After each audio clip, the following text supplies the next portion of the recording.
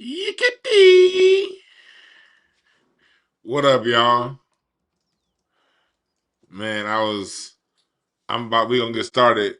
I was listening to the song because we talking about sellouts and people who hold themselves, and these people that hold themselves out, you know, selling out their community for notoriety. Y'all need to listen to the whispers. You know what I mean? The whispers wrote a whole song about not being a hoe, about not selling out. You know what I mean? You know what I mean? Oh, inland's golden king, who am I? Change her ways, and now she's turned out. Lost and turned out. That's these niggas. They lost and turned out. The Whispers told y'all about these cats that are lost and turned out. So what we gonna do today is break down the lost and turned out. Oh yeah, you get money from being lost and turned out. But is it worth it? Is it worth it? That's the question for today. So today we're gonna break down the pipeline that gets these dudes the sellout for wealth pipeline exposed. We're about to break all that down. We'll be back in about, give me like 30 seconds, and then we're gonna get started, all right? Let's go.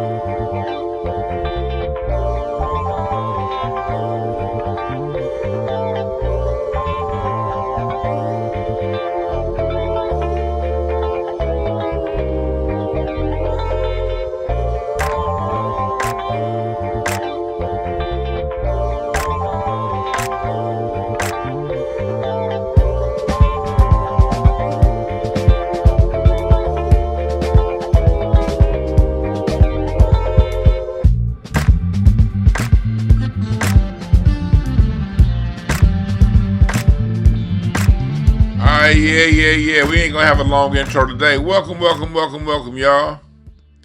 I see Brandy Kane and Billion tuned in. Salute to Billion.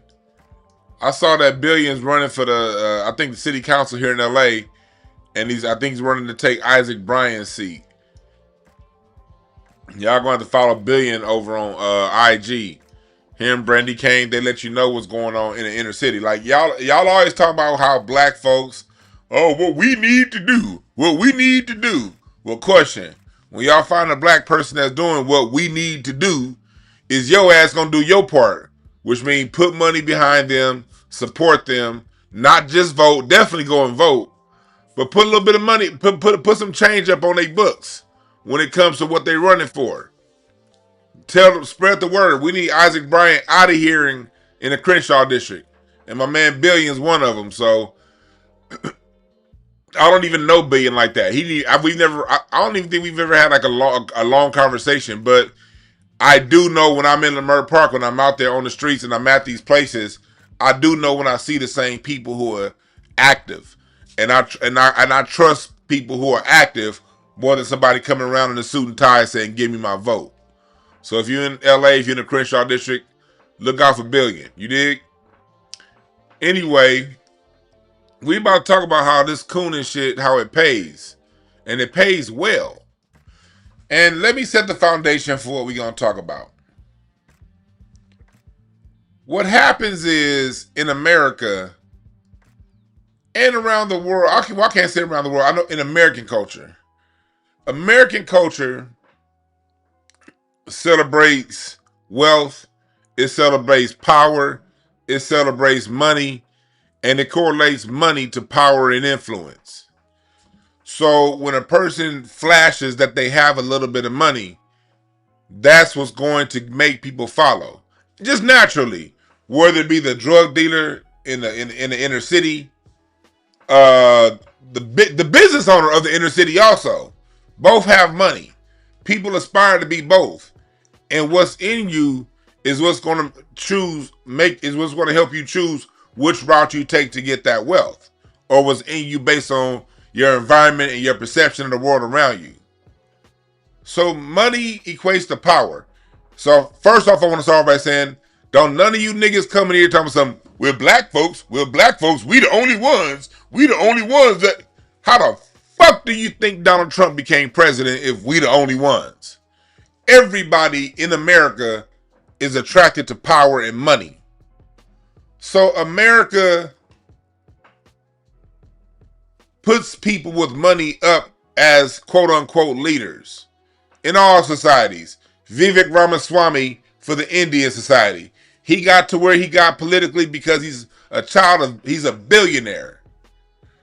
Donald Trump got to where he is because America celebrated lifestyles of the rich and famous when I was a kid. Y'all remember lifestyles of the rich and famous? Good evening.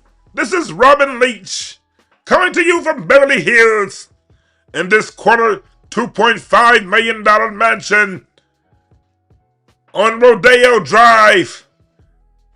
It furnishes a garage, six car garage, 55-foot vaulted ceilings, a golf course on the backyard. So that's just American society. We follow lifestyles of the rich and famous. You dig? All races. And I'm saying that before I get any of you dumb niggas in here talking something, we the only ones. You niggas that follow people like Charleston White and Anton Daniels. You the limited-minded motherfuckers that say shit like that. Yeah, Robin Leach.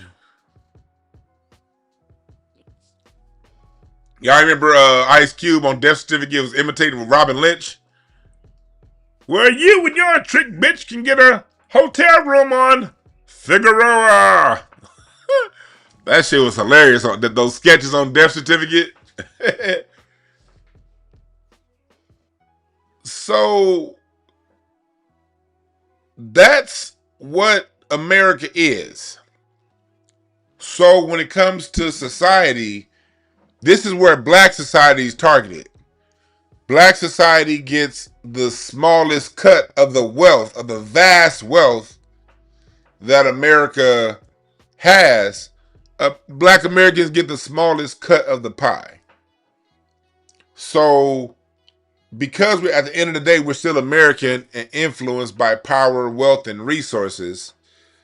When it comes to the black people that get the most prominence, when it comes to the ones that are favored in the algorithm, when it comes to the ones that get $200 million deals from ESPN and stuff like that, they're going to make sure these are people who are echoing the sentiments of white supremacy, both left-wing white supremacy and right-wing white supremacy.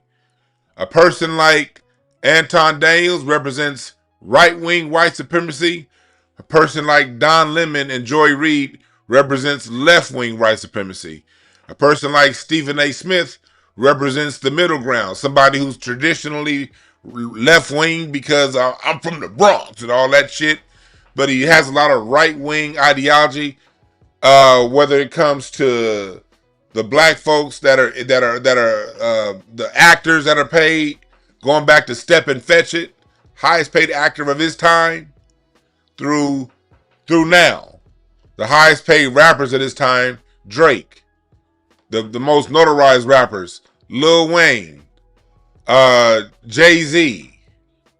People who are never going to point you in the right direction, especially Jay-Z.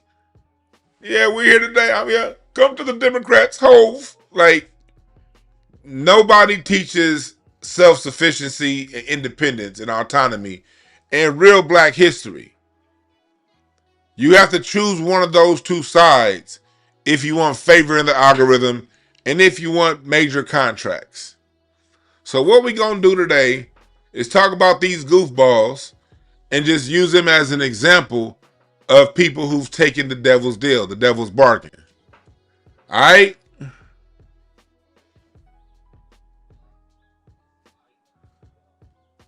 Somebody says Stephen A. is Caribbean for context. Well, no, Charleston White's not Caribbean, and he's the same thing. So I get, I'm all with delineation, but I'm always gonna fight for against black people just running to that as a way to say, ooh, it's not me. No. We got to understand. We got to know Sambos both inside and out. We have we got our internal Sambo problem is just as bad as our tether Sambo problem. Okay, let's not forget that point. I believe in calling out tethers. Y'all know me. I'm the first one to call out tethers. But this is Samboism, and it's a lot of tether Sambos. But let's not forget the homegrown Sambos too. Okay.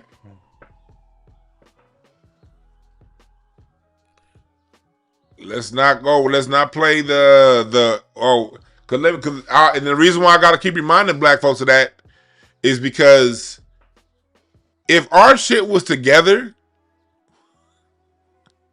we wouldn't be in this situation. We in this situation because our shit's not together. So yeah, our house is on fire, but I'm not gonna be pointing that and saying, "Say, look, their house is on fire. Shit, my house is on fire too." Right, your boy. Every community has village idiots. That's right, DJ Black. Anybody's getting the smoke. Tethers, symbols, liberals, conservatives, any white supremacist sympathizer. I'm not about to give a pass to a white supremacist sympathizer just because he can trace his lineage to Georgia. Hell no.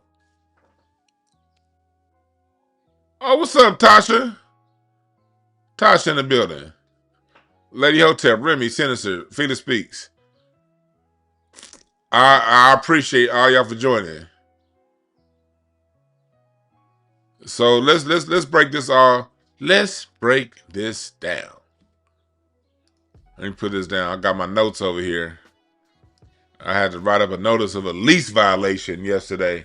I'm over here about to read because I took some notes for this show, but I had to write up a lease violation for one of my tenants yesterday, and I'm over here about to read y'all this nigga's lease violation. Nah, I can't do that. All right. So you're talking about the Sellout Pipeline as a historical structure. It's a system that rewards people, personalities, bad actors. And this is a system that's been around for hundreds of years.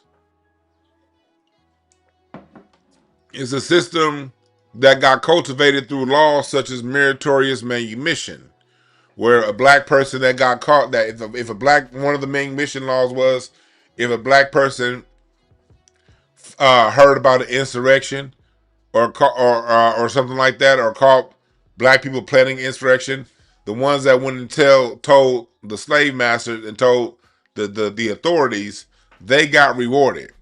So this system that we're talking about was around before we were born. And the reason why you can call it a system, Anton Daniels, you stupid motherfucker, the reason why you can call it a system is because as generations come and go, as people are born and die off, the game remains the same. The players change. That's when you identify a system. The players change, the game remains the same. The triangle offense worked with the Bulls and the Lakers. Two different sets of players, same consistent results. So that's what a system is. The players can change, but the game remains the same. So you found that out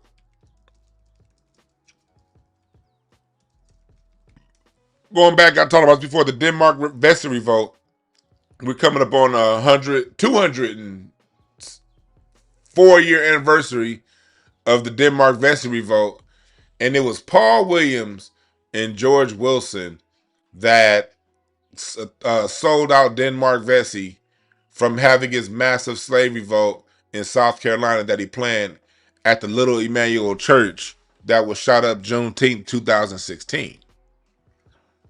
See, the white boy knew the history of that church. That's why he chose that church, that Dylan Roof. That's the reason why Dylan Roof chose that church to shoot up, because that's the same church that the 1822 massive revolt was planned out of. that was started by George Wilson and Paul Williams. And since that time, 1822, that system has gone bigger to raise out and get people out of here. You dig what I'm saying? So we go through that all the way through Lincoln Theodore Monroe, Andrew Perry, who also was a quote unquote tether back then, for those who want to bring that part up. Yes, he was. He's the person that plays Step and Fetch It. And he was the most paid actor in America, in Black America, during that time. And then we see the system perpetuate itself. You know, you saw it again with OJ. I'm not black, I'm OJ. The clean cut, non-political, that's one style. Another style is your Bayard Rustin style. Y'all know who Bayard Rustin is. Bayard Rustin, they just recently made a movie about Bayard Rustin. And Bayard Rustin was somebody who, on this birthday of Dr. King, was an internal enemy of Dr. Martin Luther King. And on this Dr. King Day, who we're going to give a longer honor to later on in the show, but Bayard Rustin was somebody who worked with Dr. King in the Civil Rights Movement. And when you read Tavis Smiley's book on Death of a King, and when you read book like this, The Plot to Kill King, by William Pepper. This a thick ass book. It's a lot to read, but it goes through a lot of things and wiretaps that what Dr. King was going through. And we find in books like this, along with Death of a King, Bayard Rustin was a constant internal enemy of Dr. King. He was somebody that every time Dr. King wanted to go left, he wanted to go right.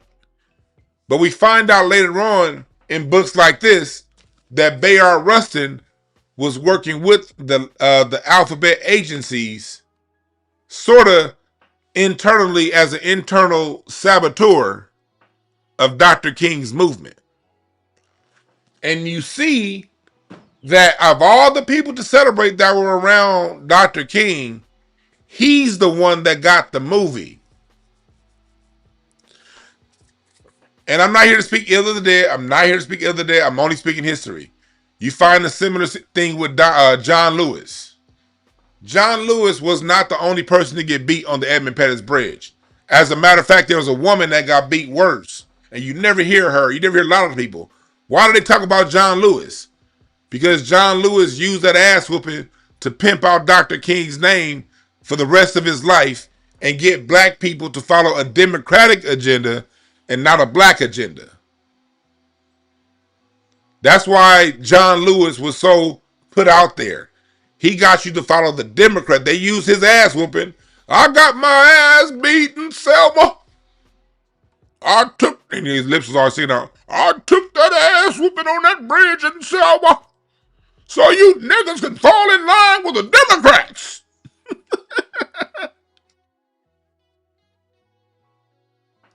They use these people. I'm not taking no calls now. Let me close out of Zoom. Boom! I will be taking calls when I say I'm taking calls. You dig?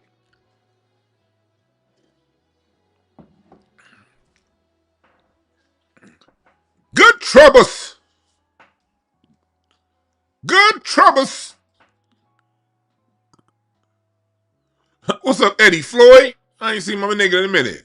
Said Bayard Rustin couldn't get past his own deviations to contribute to anything to our bigger picture. Right. But I'm using Bayard Rustin as an example because he's the one they made a movie about. And they're making it seem as if he has some great role in the civil rights movement. But when you read the documents, when you read closer what really happened, you found out that he was an internal enemy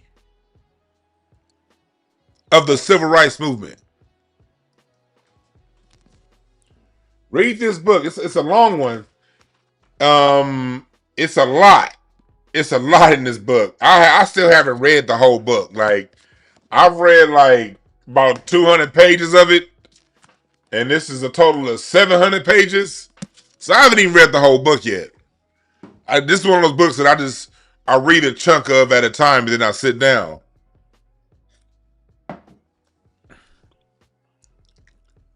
But these people exist. And we have to acknowledge that. We have to acknowledge that. Y'all know me on this channel.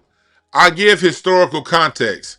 I don't just jump right into what I'm saying because it's, historical context matters.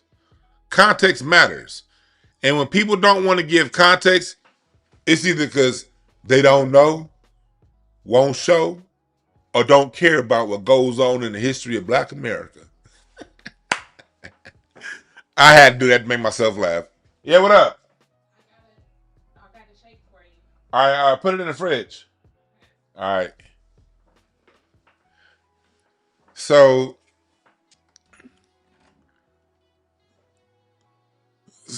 you said, what's the name of the book? It's called The Plot to Kill King. Here it is. By William Pepper. The Plot to Kill King.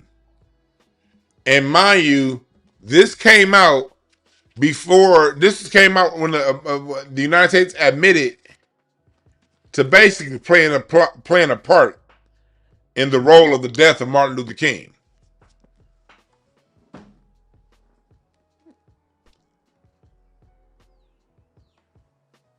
So I'm giving you guys historical grounding for where we are right now because we cannot talk about things in a vacuum. Nothing in America happens in a vacuum. Everything that we talk about that happens on a large scale in America, we can trace back to an origin point. Okay?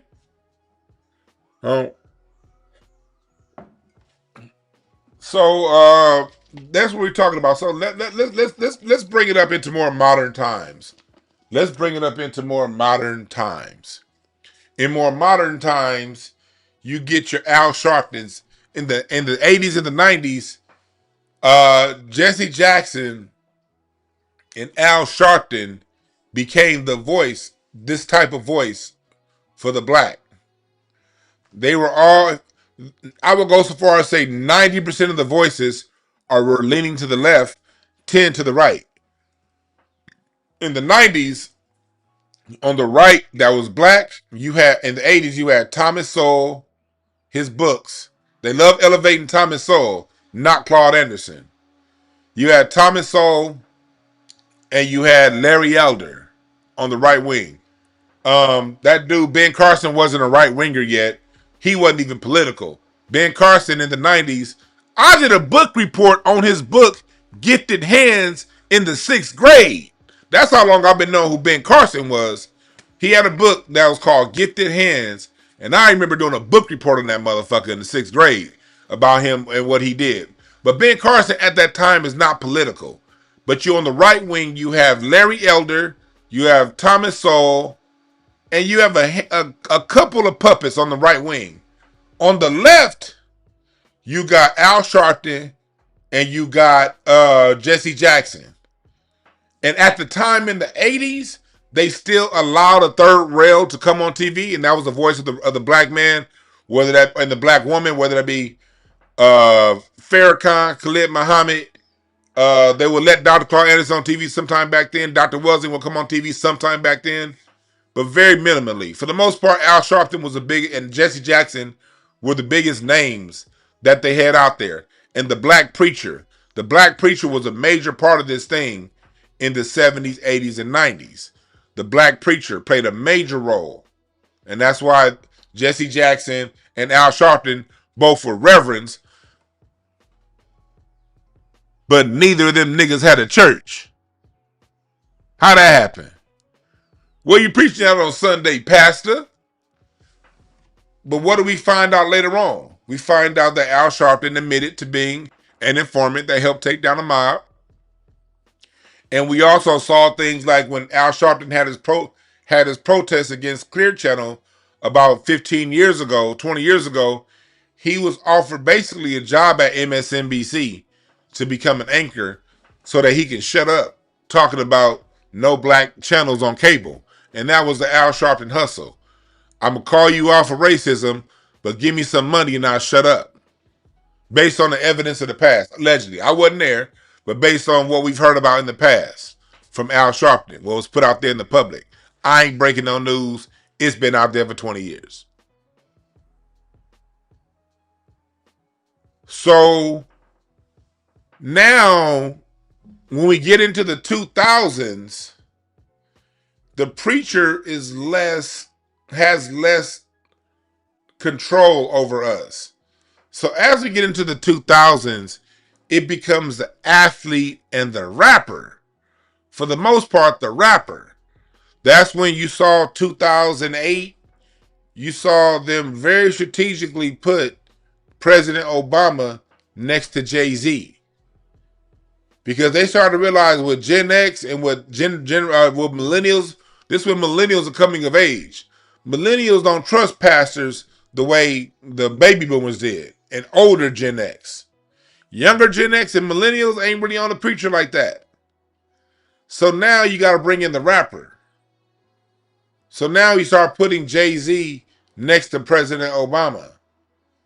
Now you start getting people out there like my son. People that been in jail like my son. It's a consistent pattern of niggas that been in jail.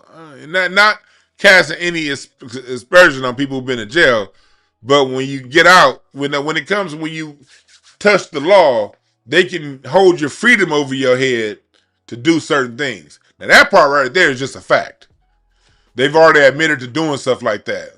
People who become wards of the state. You dig? So it's not talking about all y'all, but we are talking about how people in that category can be used and have been used. These are just facts. And if you ain't the ones that's being used like that, don't take offense. So, Torian Rain up in here. What's up, Torian? What's up, brother? I was just watching Torian Rain's channel this morning.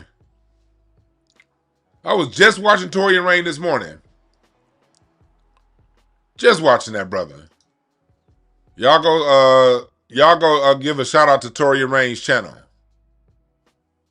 Make sure y'all give a shout out to Torian Rain's channel. But so this is how this is how it goes. You can see if you understand the system. If you understand the system, you can then see it doesn't matter. It doesn't matter who's going to be in that seat. When you see the system for what it is, you can see people casually get up from that seat and get in that seat. And y'all watched Torian Rain's video from earlier that I watched when she broke down Candace Owens wants black Americans to stop looking at white supremacists as our enemy. I'm going to put that in the chat right here. Mods, repost this video. This was a great breakdown Torian did this morning. Ah, shit, I can't, it's not out here. Let me see, it's not, why ain't let me copy? I'm putting it in the chat. The video that Torian did this morning. Well, I saw it, I don't know when he did it, but I saw it this morning. He broke down the whole Candace Owens ones. Go check his video out for that. It was great information, brother. But going back to seeing these people fit, it became the rapper in the 90s. I mean, in the 2000s, the entertainer. Jay-Z for the men, Beyonce for the women. And in the last 15 years, 20 years, really since Obama, black has gotten really synonymous with, we've been synonymous with Democrat since the 60s, but in the since Obama, it's gotten hyper. Oh, now you just a flat out sellout if you don't kiss the knee of the Democrats. So then the 2000 teens came along, and now you're starting to get the online influencers. And you see, before 2016, YouTube was like an open market.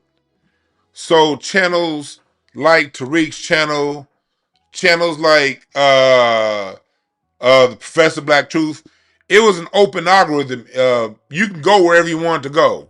You had Tommy Sotomayor that was hot on the coon side of the game back then. But around 2015, 2016, they started tightening the algorithms. And you start seeing channels like Professor Black Truth, channels like Tariq, you started to see that their numbers go from like always multiplying every month to just kind of just leveling off. Kind of everything kind of just leveled off. And that's when those mainstream podcasts started coming in. The people backed by the big houses with a lot of money. They started to make their way onto the internet, those private investors, real heavy in 2015, 2016. And then you started to see then when the major ads revenue started coming through 2018, the major corporate sponsors started to really come into YouTube. You started seeing even more of a separation in what's promoted versus what's not promoted. That's when a lot of us who are on YouTube started channels that we had been following for a long time. All of a sudden, we not getting the notifications, but it's a goddamn Vlad TV. Every time you look up Vlad TV and the Breakfast Club, no matter what you listen to. The reason why to this day I don't have automatic videos on is because for years, no matter who I was listening to, the next video was, what up? What? This is DJ NV and Charlemagne the God, Angela Yee, and we are the Breakfast Club. I'm like, nigga, I just finished watching John Henry Clark. I could watch a video on how to clean off my shotgun. The next video is gonna be the Breakfast Club, no matter what. Chat room, chat room? Am I bullshitting chat room? Let me know if I'm bullshitting, please. Let me know. Breakfast Club and Vlad. Like, no, if you watch anything black, you was gonna get Vlad and you was gonna get Breakfast Club automatically. Just what we talking about. You say you got the notification 30 minutes later. Hey, at least they sent it this time. Appreciate you for joining. So you started to see the algorithm starting to squeeze.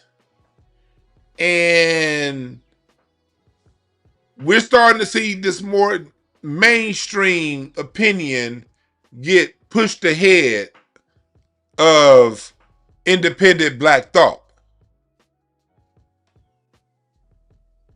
We all saw it happen. And then the pandemic hits. Now they're realizing that, Jay-Z, although his voice is still effective, it's not as effective as we wanted it to be long term. So, what you said they unsubscribed you? Yeah, they unsubscribed my sister. My own sister told me she got unsubscribed from me like 3 different times.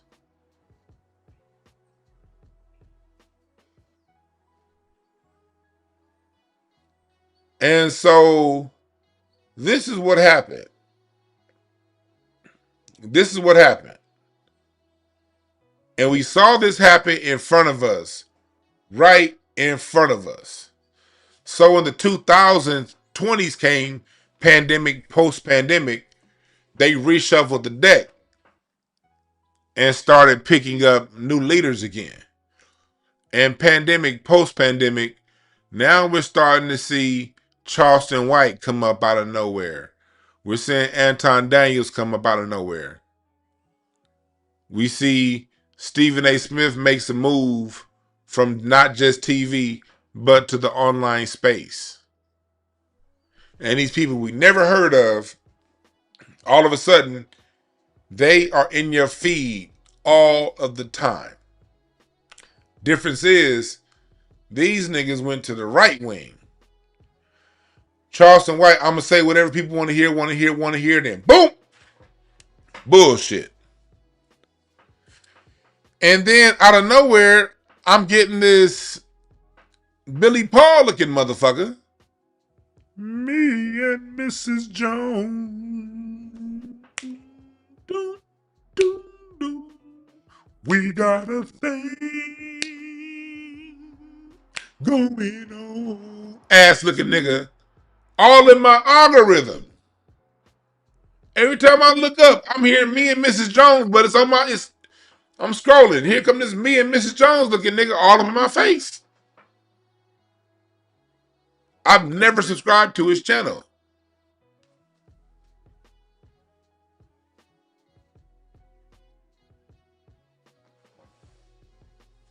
So post-pandemic, although yeah, some people, I'm not saying Anton Daniels wasn't around before that. A lot of people were around before that.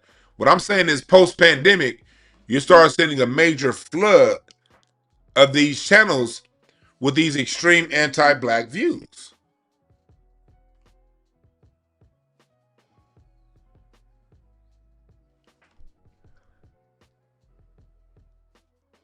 Charleston White wasn't no, and I've seen Charleston White say this. One black American, and salute to you.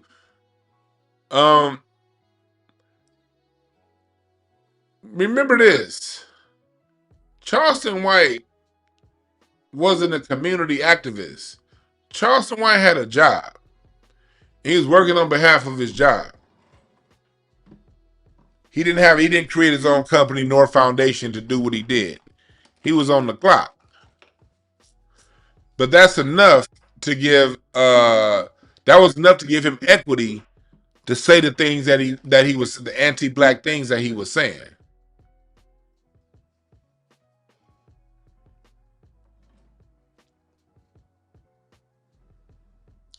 And they became voices to shit on black America. I hear what you're saying, Marvin Hussey. You say you don't think Charles is a set off calling out YNs. Question: what good does calling out YNs do if you have no solution?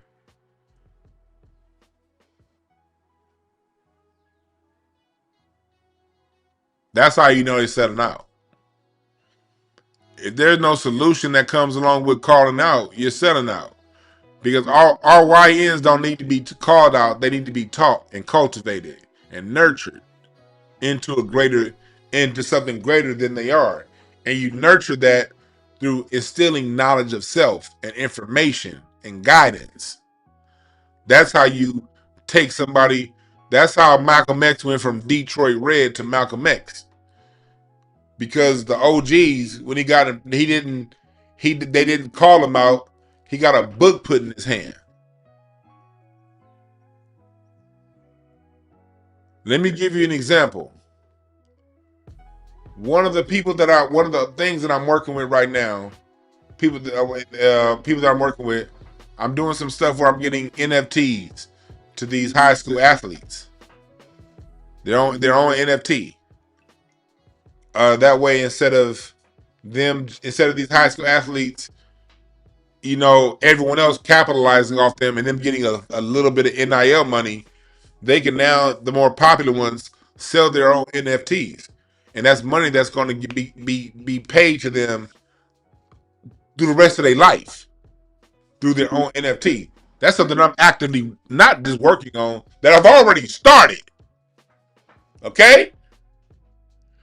And the brother who got us on the blockchain was a black American from Jersey who was imprisoned. And while he was in prison, he asked his dad for some money. His dad didn't send him that money. His dad sent him a book on how to code instead of sending him that money.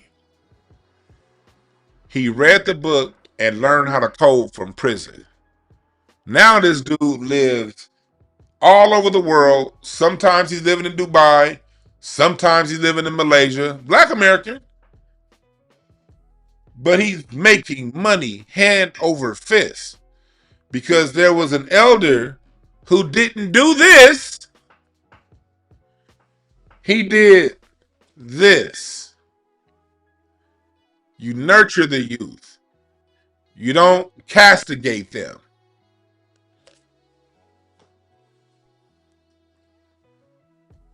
Because if you just talk about the youth, you're no better than the white supremacists. You don't call them out. You nurture them. And now this brother's making all kind of money because he was nurtured.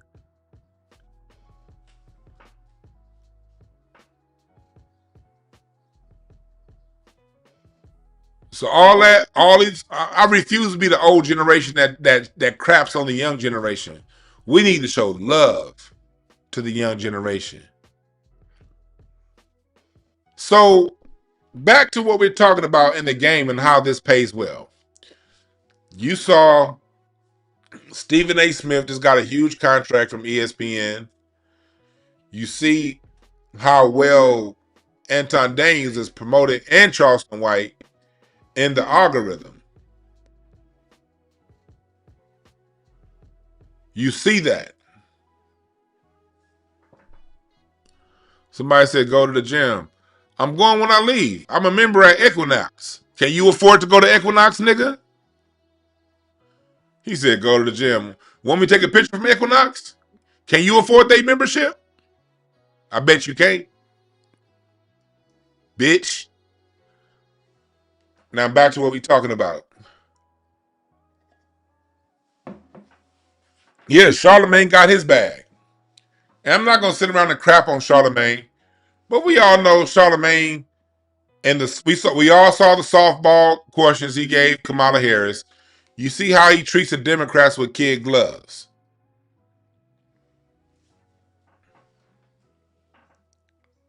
You see how they treat the Democrats with kid gloves.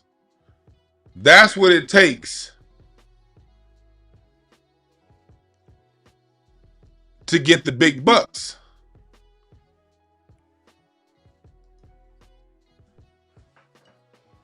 So you see this. You see this. Anybody that types LOL after saying something, you ain't got nothing serious to say. Remember this, people. Anytime someone writes an LOL after saying something, that means they don't even take themselves what they said seriously. It only sounds like a crab mentality to a dummy. But for those of you who've been here for a long time, you know I don't speak to dummies. I speak to those who have a little bit of intelligence, because we are the ones that have been not getting the proper news, information, and guidance online and on TV. They give us Charlemagne the God. They give us Anton Daniels. They give us Stephen A. Smith. They give us Charleston White. And people who basically speak in hyperbole, and people who speak in flat out lies about Black America.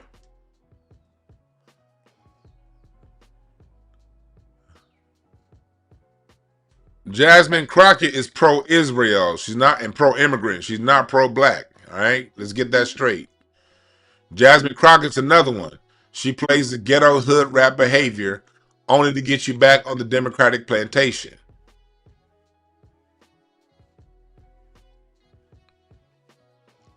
These people, their job, whether it's Jasmine Crockett, whether it's Don Lemon, Jasmine Crockett, Joy Reid, they're all mad at Stephen A. Smith because he's supposed to be a left-winger that gets people over to the Democrat Party. Let's be very clear. Stephen A. Smith has been getting a lot of darts thrown at him lately. Darts from Jamel Hill, darts from Joy Reid, darts from Don Lemon, and all these people. Let's be very clear. The reason they're going at Stephen A. Smith isn't because they don't think that he's a good guy. They're mad at him is because he's going more to the right wing, and they don't necessarily care about him going to the right wing as much as they care about him not being a Democrat. Their issue is he's not being pro-black. That's not their issue. Their issue is not about Stephen A. Smith not speaking up for black people. Black people is an all-encompassing term. It's a cloak that they're mad at Stephen A. Smith for dishing to pick up more of a right-wing Republican cloak. Charleston White is somebody who, although he doesn't report he doesn't support the Republican Party, he comes up with the right-wing cloak.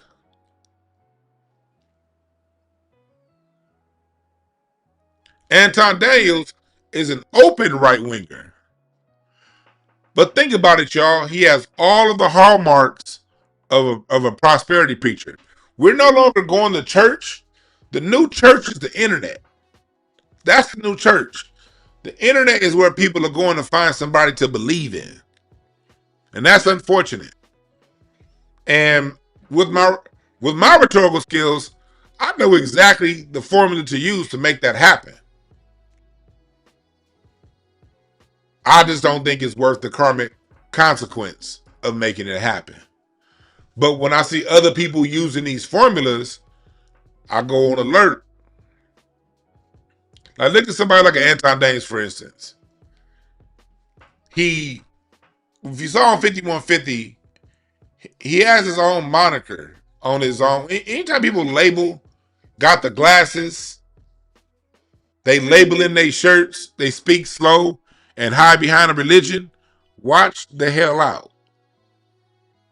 Look, I got my own monogram on my dress shirts. I got custom made dress shirts too. I got a brother right there in Beverly Hills that I go to, a black man that I go to in Beverly Hills who has a boutique shop to get my nicer stuff. But if I'm gonna put my initials are for the most part on the inside of my cuff or on the cuff, usually the inside. It's for me to know. When people go around and they start showing you their wealth, showing you, hey, look, this is how much money I got. Now follow Jesus. That is the right-wing formula for developing a cult-like / church-like audience. And if you notice, most pastors, although their congregation is Democrat, most of these prosperity preachers are Republicans. Let's make that very clear. Most prosperity preachers are Republicans.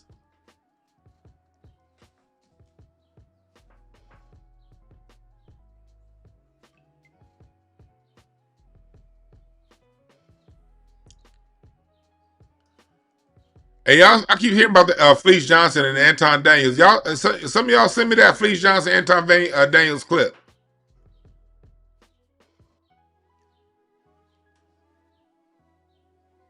So, when you have people hiding behind a religion, that's the number one sign that somebody is signing up to play you.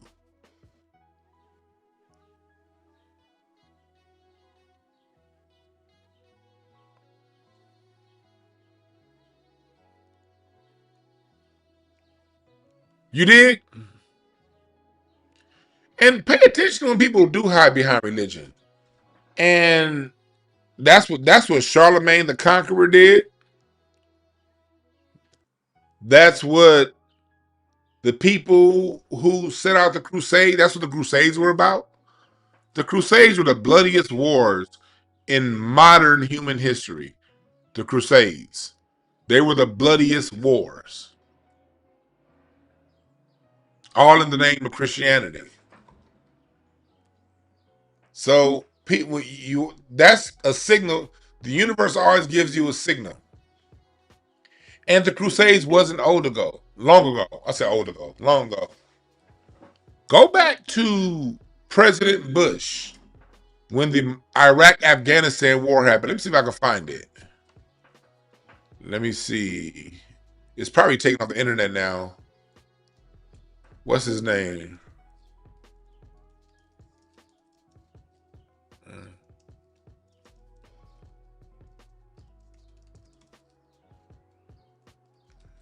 Because I remember I was in college when it happened. During the Afghan, here it is. No, this isn't it. I would have to go back and watch the whole video. On my orders, the United States military has begun strikes Let me see, this is the one that said against al-Qaeda terrorist training camps and military installations of the Taliban regime in Afghanistan. These carefully targeted actions are designed to disrupt the use of Afghanistan as a terrorist base of operations and to attack the military capability of the Taliban regime. No, that wasn't it. There was one of the speeches that he gave. Oh, this is long. I can't watch this whole video. 10 years ago. I can't watch this whole video. But when he announced Operation Iraqi Freedom, President Bush said this is a crusade against terrorism. And he talked about it, a crusade in the context against terrorism against Muslim. Muslim was always code word for black. A crusade is a religious war.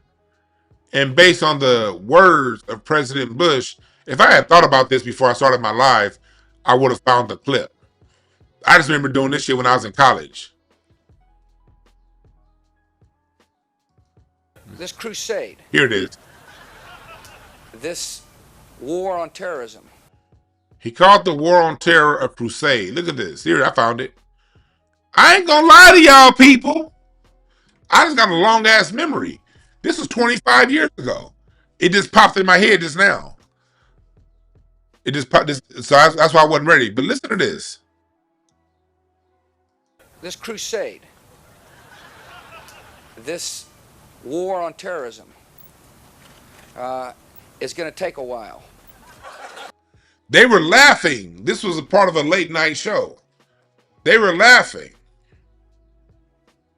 But Bush was saying this is a crusade.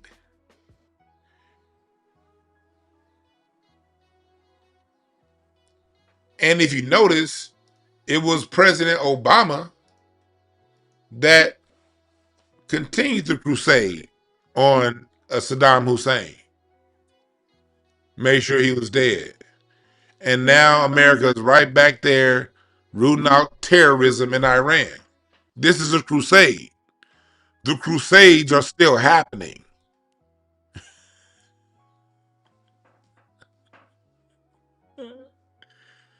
I swear to God, I dance circles around any of these left-wing or right-wing political pundits. I dance circles around all you.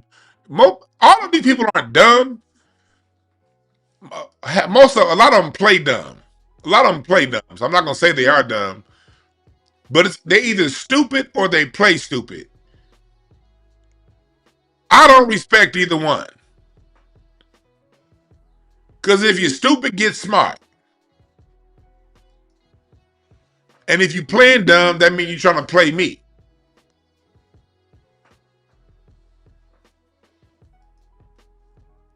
The phone lines will open up when I'm ready for them to open up. In about 5 more minutes, the phone lines are going to open up. Right now, the phone lines are closed if y'all looking for phone. The phone lines are closed for right now. They'll be open in about 5 minutes. So you see, going back to when I was saying you guys can call out these people who label themselves as Christian first. Watch out for these Christian first cats. Not saying all Christians are bad.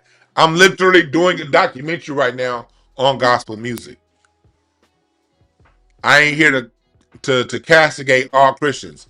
Some people need a spiritual foundation, and Christianity can be used for a positive means, like Anton Daniels said. But when you're dealing with somebody who's saying, follow me, follow me, follow me, I got the solution, but I'm a Christian first and not a human, you got to watch out. Because them niggas is usually scammers.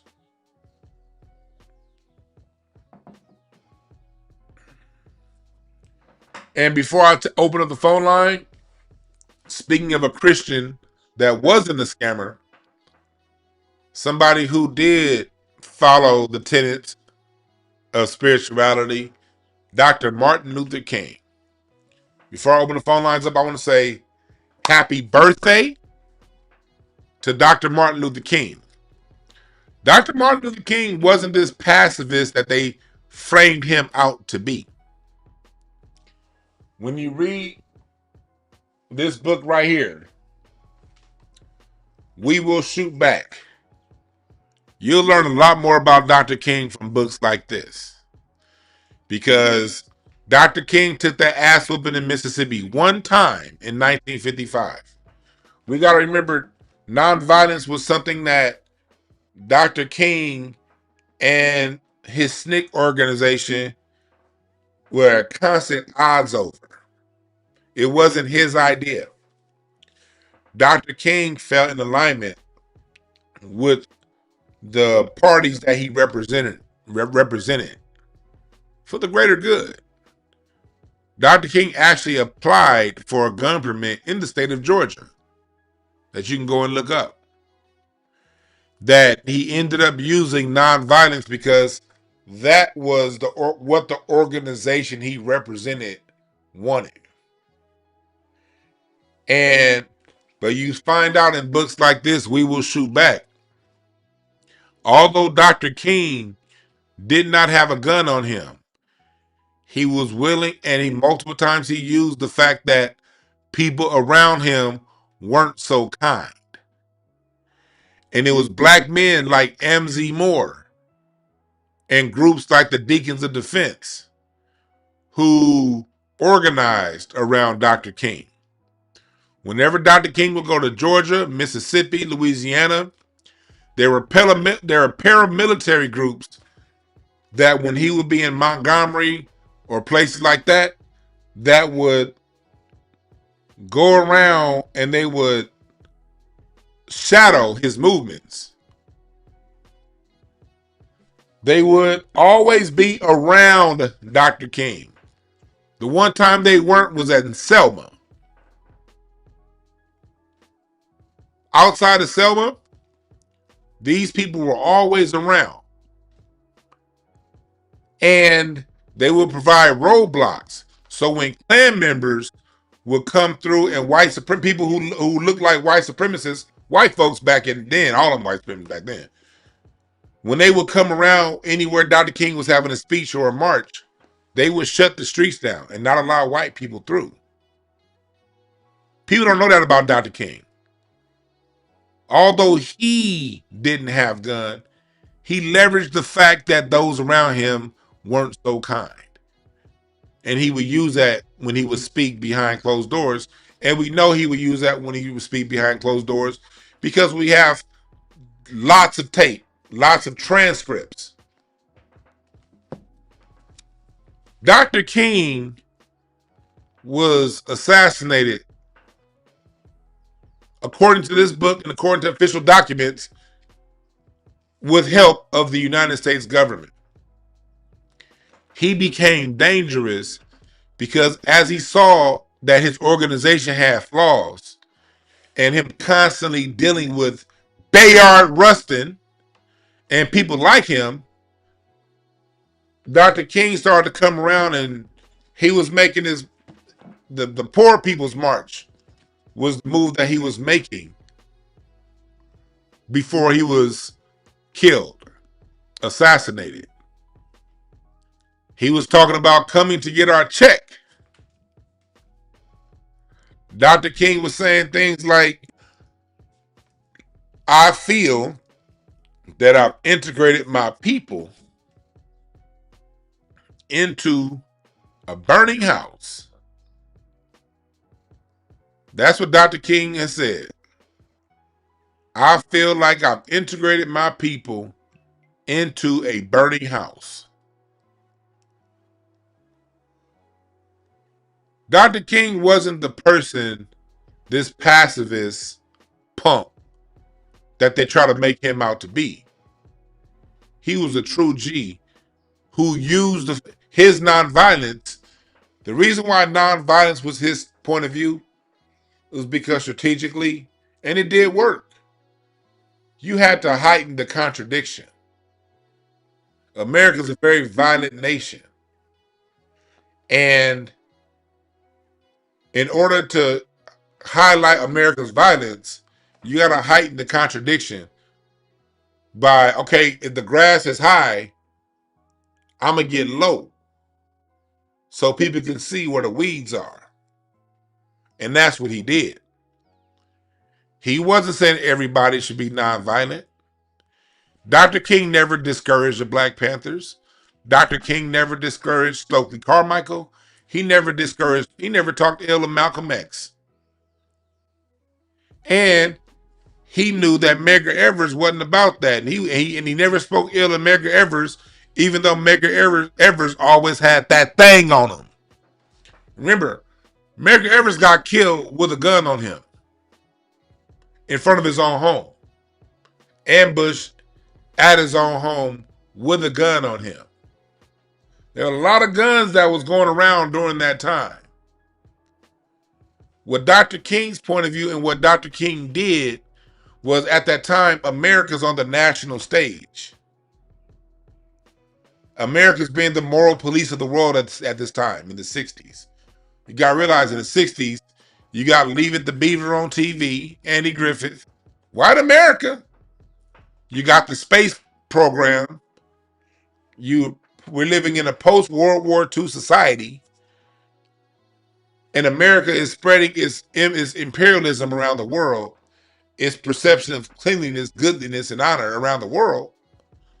But how can America continue to spread that message if they beaten nonviolent people? So those images that went across the world of Black people getting beat on bridges, Black people getting water hosed down, Black people getting chewed up by dogs, what that did was it made America look silly on the international stage. And as long as that was the perception of America, America couldn't do its diplomatic efforts around the world. It couldn't spread its diplomacy around the world, because you cannot spread diplomacy when you're treating nonviolent people like that. That was the effectiveness of Dr. King's nonviolent movement.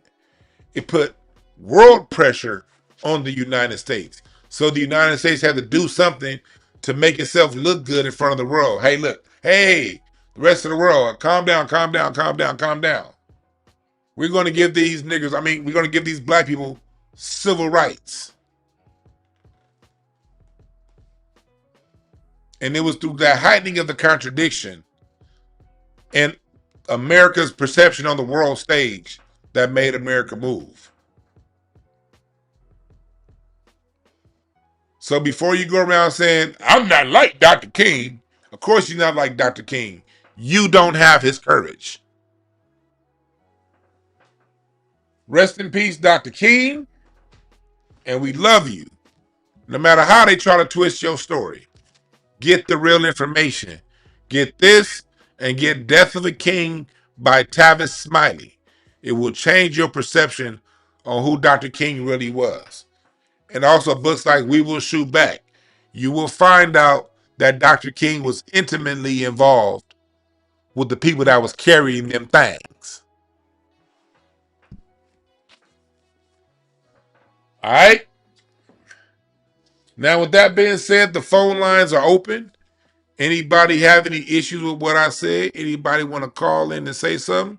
You got a problem? Call in.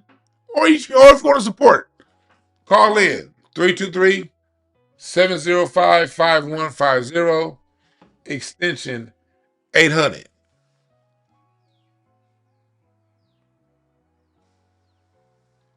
Yeah, we love you, Dr. King, and we will not allow these coons and sambos to disrespect your name.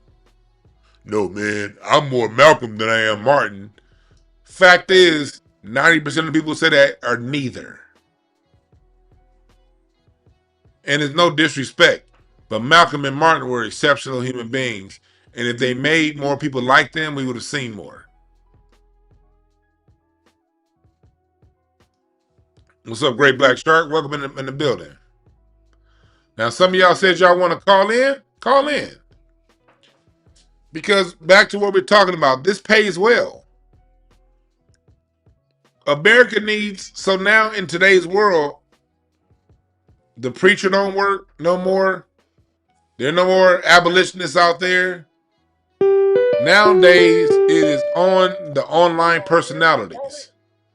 Those are the ones who America is pushing to get you to go to either side. It don't matter if you go left wing or right wing. Let's make that very clear. Which side of the fence you go to is irrelevant to the overall status quo of the United States of America. The only thing that matters is that you run to a wing and don't stay in the center and don't stay independently thinking. That's where they don't want you. What's up, Carter? What's the name? Where you calling from? Hey, this is Damon out of Baltimore. What's up, Damon? What's on your mind, brother?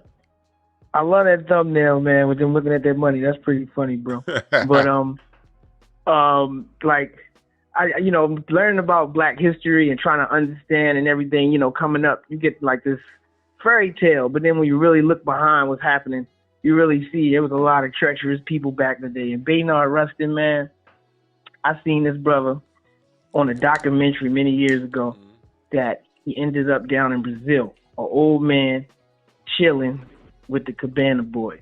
He got a full 3-piece suit on, and then his boyfriend got little coochie cutters and all that. And it was wild. And I was like, Martin Luther King caught a bullet, but this cat is an old, wild, freaky dude down in the... Yeah. So, these cats get there, they get what they want out of it, the money or whatever. I think a lot of people jumped into the civil rights game to get some access to them white cheeks. You know what I'm saying? That's all. That's all he wanted. The Bayard Rustin got what he got, and then he got to go and get some white dookie. You know what I mean? And yeah, man. And then you look at all the organizations, man. It was a lot of snakes and fakes and a lot of espionage and subterfuge and the whole nine, bro. Like, it was hard for a lot of those cats to be leaders because 6 out of 10 people they dealing with was agents. So, yeah. But I appreciate the show, bro. Have a great day. Yes, sir, man. I appreciate the call.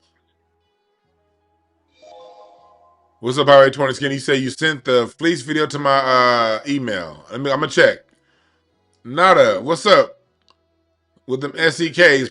I appreciate the donation. Much love and appreciation. Dana called back. I saw that you called. I couldn't answer. He said, check my email. What's up, Carl? What's your name? Where you calling from? Hi, my name is Flo. Well, it's actually Flamonda, but I'm calling from Florida. And I've been trying to, add a comment to different pages regarding FBAs. And most people don't realize the census has the receipts. They know who is legitimate. They know our lineage. As far as for them other coons, most of them don't have our background anyway, I just need to say the census has the receipt of who the real FBAs are. Thank you for taking my call. I appreciate that. Thank you.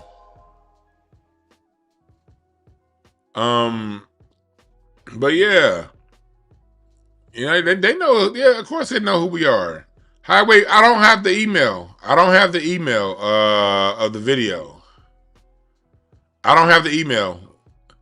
Send to info@dewanb.com. Check where you sent it, because I'm in my email right now. And I do not have it. I do not have it. I want to see that video.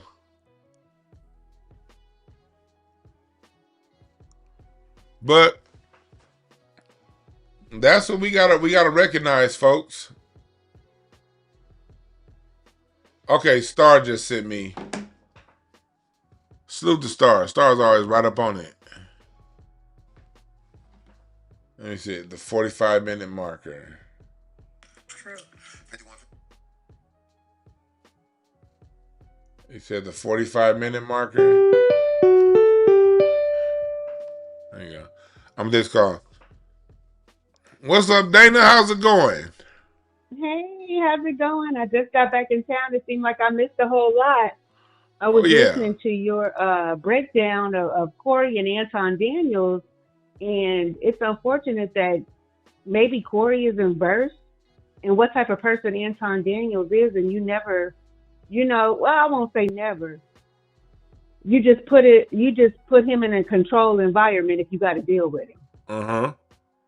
Because all that carrying on Anton Daniels. Oh man, Corey, you doing this and you saying this, you trying to act tough and stuff. Corey, and knock his block off. He just don't want to right. another Aries Spears type of situation. He'll knock your head off and put you in the dirt, dude. But what I want to say about these modern day coons is that they go pop up. Unfortunately, they didn't learn the lessons of, let's say, Nazi Germany, when all of those apologists, as far as helping the Nazis, didn't realize that they were also going to the gas chamber. Right. But in the end, we hate you. We do not like you. We are not for you. We will exterminate you, but we need the help of you to exterminate the larger population. And we could also say that, gang members do the same thing, because LAPD has come out and said that most of their information come from the streets. They couldn't prosecute, they couldn't arrest, they couldn't harm our community without the investment of the people on the streets, the informants. That's right. The informants are the ones they are the most dangerous ones, because they put us in time, and they put us in the crosshairs of whatever actions the other people got going on. Right. So when I think of Anton Daniels, this cop, Stephen A. Smith, they're just doing the bidding of their paymasters. And now that the Democratic Party is not in power, Black people are not in power. So, or have any type of semblance of power. So they all need to be eradicated. They all need to be eradicated and not invited to cookouts and anything else that we have going on. And, I'd like to see their demise. I mean, I don't feel that they're needed, they're useful, and they do anything for us. They don't do a damn thing for us. But you're right about that, Dana. Yeah. You are, and I know what you do with reparations. Make sure that y'all just pay attention to who's around y'all. You know what I mean? Because we know the government always sends people in those environments. Yeah, they're coming in. Brooke did a breakdown, I think, on Afro Elite's channel, and she talked about that the way these infiltrators and coons are coming in is they trying to attach themselves to a single person. So they coming in, trying to be cute, trying to be good looking, and trying to, connect with somebody in the group to get inside the group. And usually it's somebody that's running, point in the group, somebody that's high up, or, that has the power, that's making all the moves. So they come in, attach themselves, and try to find out what's next so they can go back and tell their paymasters. DeWanna also wanted to say, as you uplift me and Friday, Brooke also uplift Africa Town. They're doing a lot of work. They stay on Isaac Bryant's bumper. CJEC, Coalition for a Just and Equitable California, is there on the front line. So as you, big us up, big up them too. Oh yeah, I've been out there every day pushing it. I've been calling out CJEC a lot, man. Not calling them out, shouting them out, I should say. Calling out is a bad thing. I've been shouting out CJEC. Because if people ain't tired of CJEC out here, if you know who they are, I don't want to hear what you got to say. But thanks for on this call, Dan. I got to take this call. Okay, go ahead. Thank you so much. Have a good one.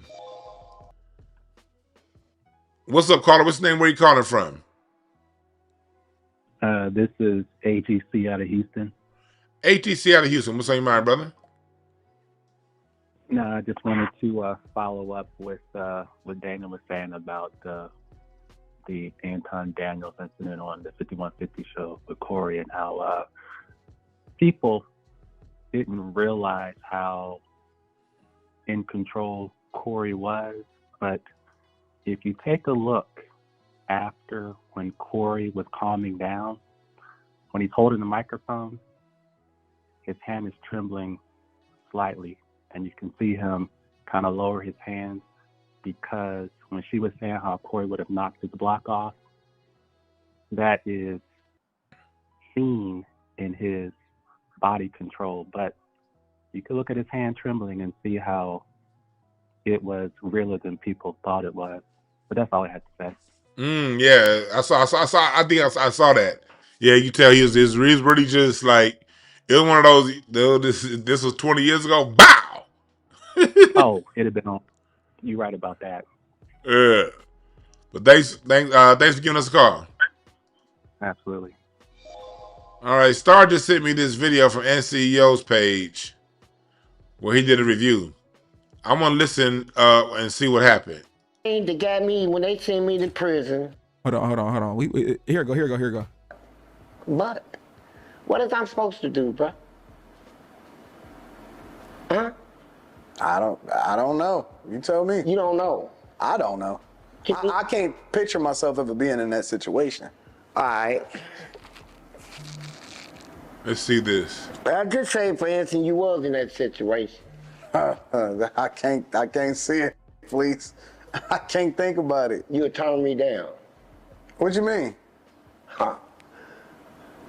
More important than Wilder. You should know what I mean. This dude talking about getting his butt ran through and he looking tickle pink? Oh my God. What the fuck? He said he don't mess with the gay stuff. A nigga ever in my life have I ever he chuckling and smirkling and girl. Hey, what the Star? What you send me? What this dude doing giggling and this dude talking about taking ass? What the hell am I watching here? Whoa. Jeez, what the hell? Whoa. What's up, caller? What's the name? Where you calling from? Oh. This is Jeff Anthony calling. I'm calling from Columbus, Ohio. Just got off of work. Hey, I want to thank you for the books that you be posting on your channel, dude. I mean, just adding a lot to my library. And also, I'm at the moment right now, I'm checking my history, and I'm trying to find out. I got Native American bloodline somewhere, like on my mom's side.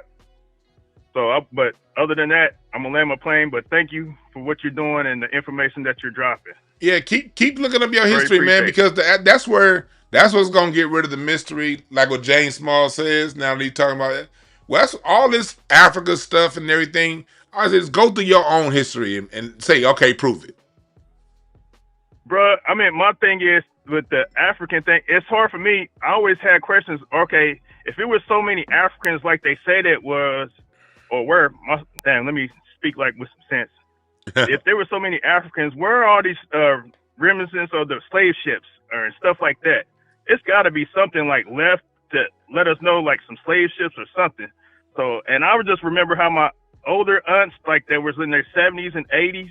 I'm 48 now, but when I was a little kid, I remember how their hair looked and how they wore their hair was like, you know, a Native American would wear their hair, but they were dark skinned, like black. Dark-skinned people. Yeah, it's so that's how. But you doing the right thing, man. Research the information, getting the books, and getting to your own family lineage, and that's how we're gonna break this whole thing down, man. Thanks for giving us a call. All right, y'all said keep going. I was ready to stop because I see this nigga blushing. I was ready to stop. Y'all said keep going, so I'm gonna keep going. Not YouTube don't want to load the video because I'm speaking facts. See, Vessi said to keep YouTube going. acting dumb, y'all. He chuckling. An example where we can dead this show, or you can get beat up in here. Which one you want to do? All right, let it be that. This nigga said. Salute to NCEO. I like his channel. That's a get. He chuckling and smirkling and oh my girl. I didn't know about this, y'all.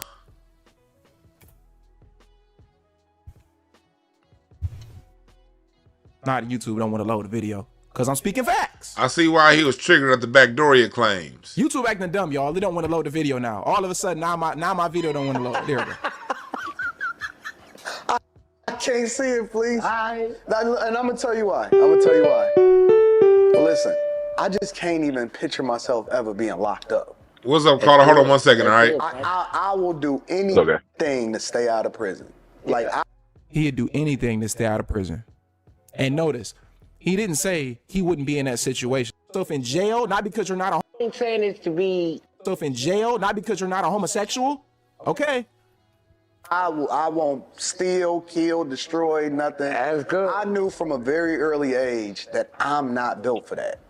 You know what I'm saying? And so I just never even wanted to put myself in that hypothetical situation. So when I was seeing you... Nah, I ain't saying this to be disrespectful. No. I don't think it's disrespectful. I think that it's I think you cute, for real. But me? Yeah. Not me. Not in that look. He said... Not me. He giggling. I'm saying... The dude said, I think you cute, and the dude is giggling. Caller, what's up, caller? What's the name? Where you calling from? Calling from the ATL. This Yoga. I done called in. We talked before, Dewan B. Yes, sir. What's on your mind, brother? Just checking in with you. I'm on the ATL time now, and what you got with the Coons Pipeline, the Coon show today. I see that you're playing high level chess, Dewan, and I want to give you your props right here on the spot, because this is how we combat it. We don't do like Anton did and go on the Corey Holcomb show just to say stuff to try to get Corey, to agitate him, to gaslight him, to try to get it physical so he can have a lawsuit or something like that.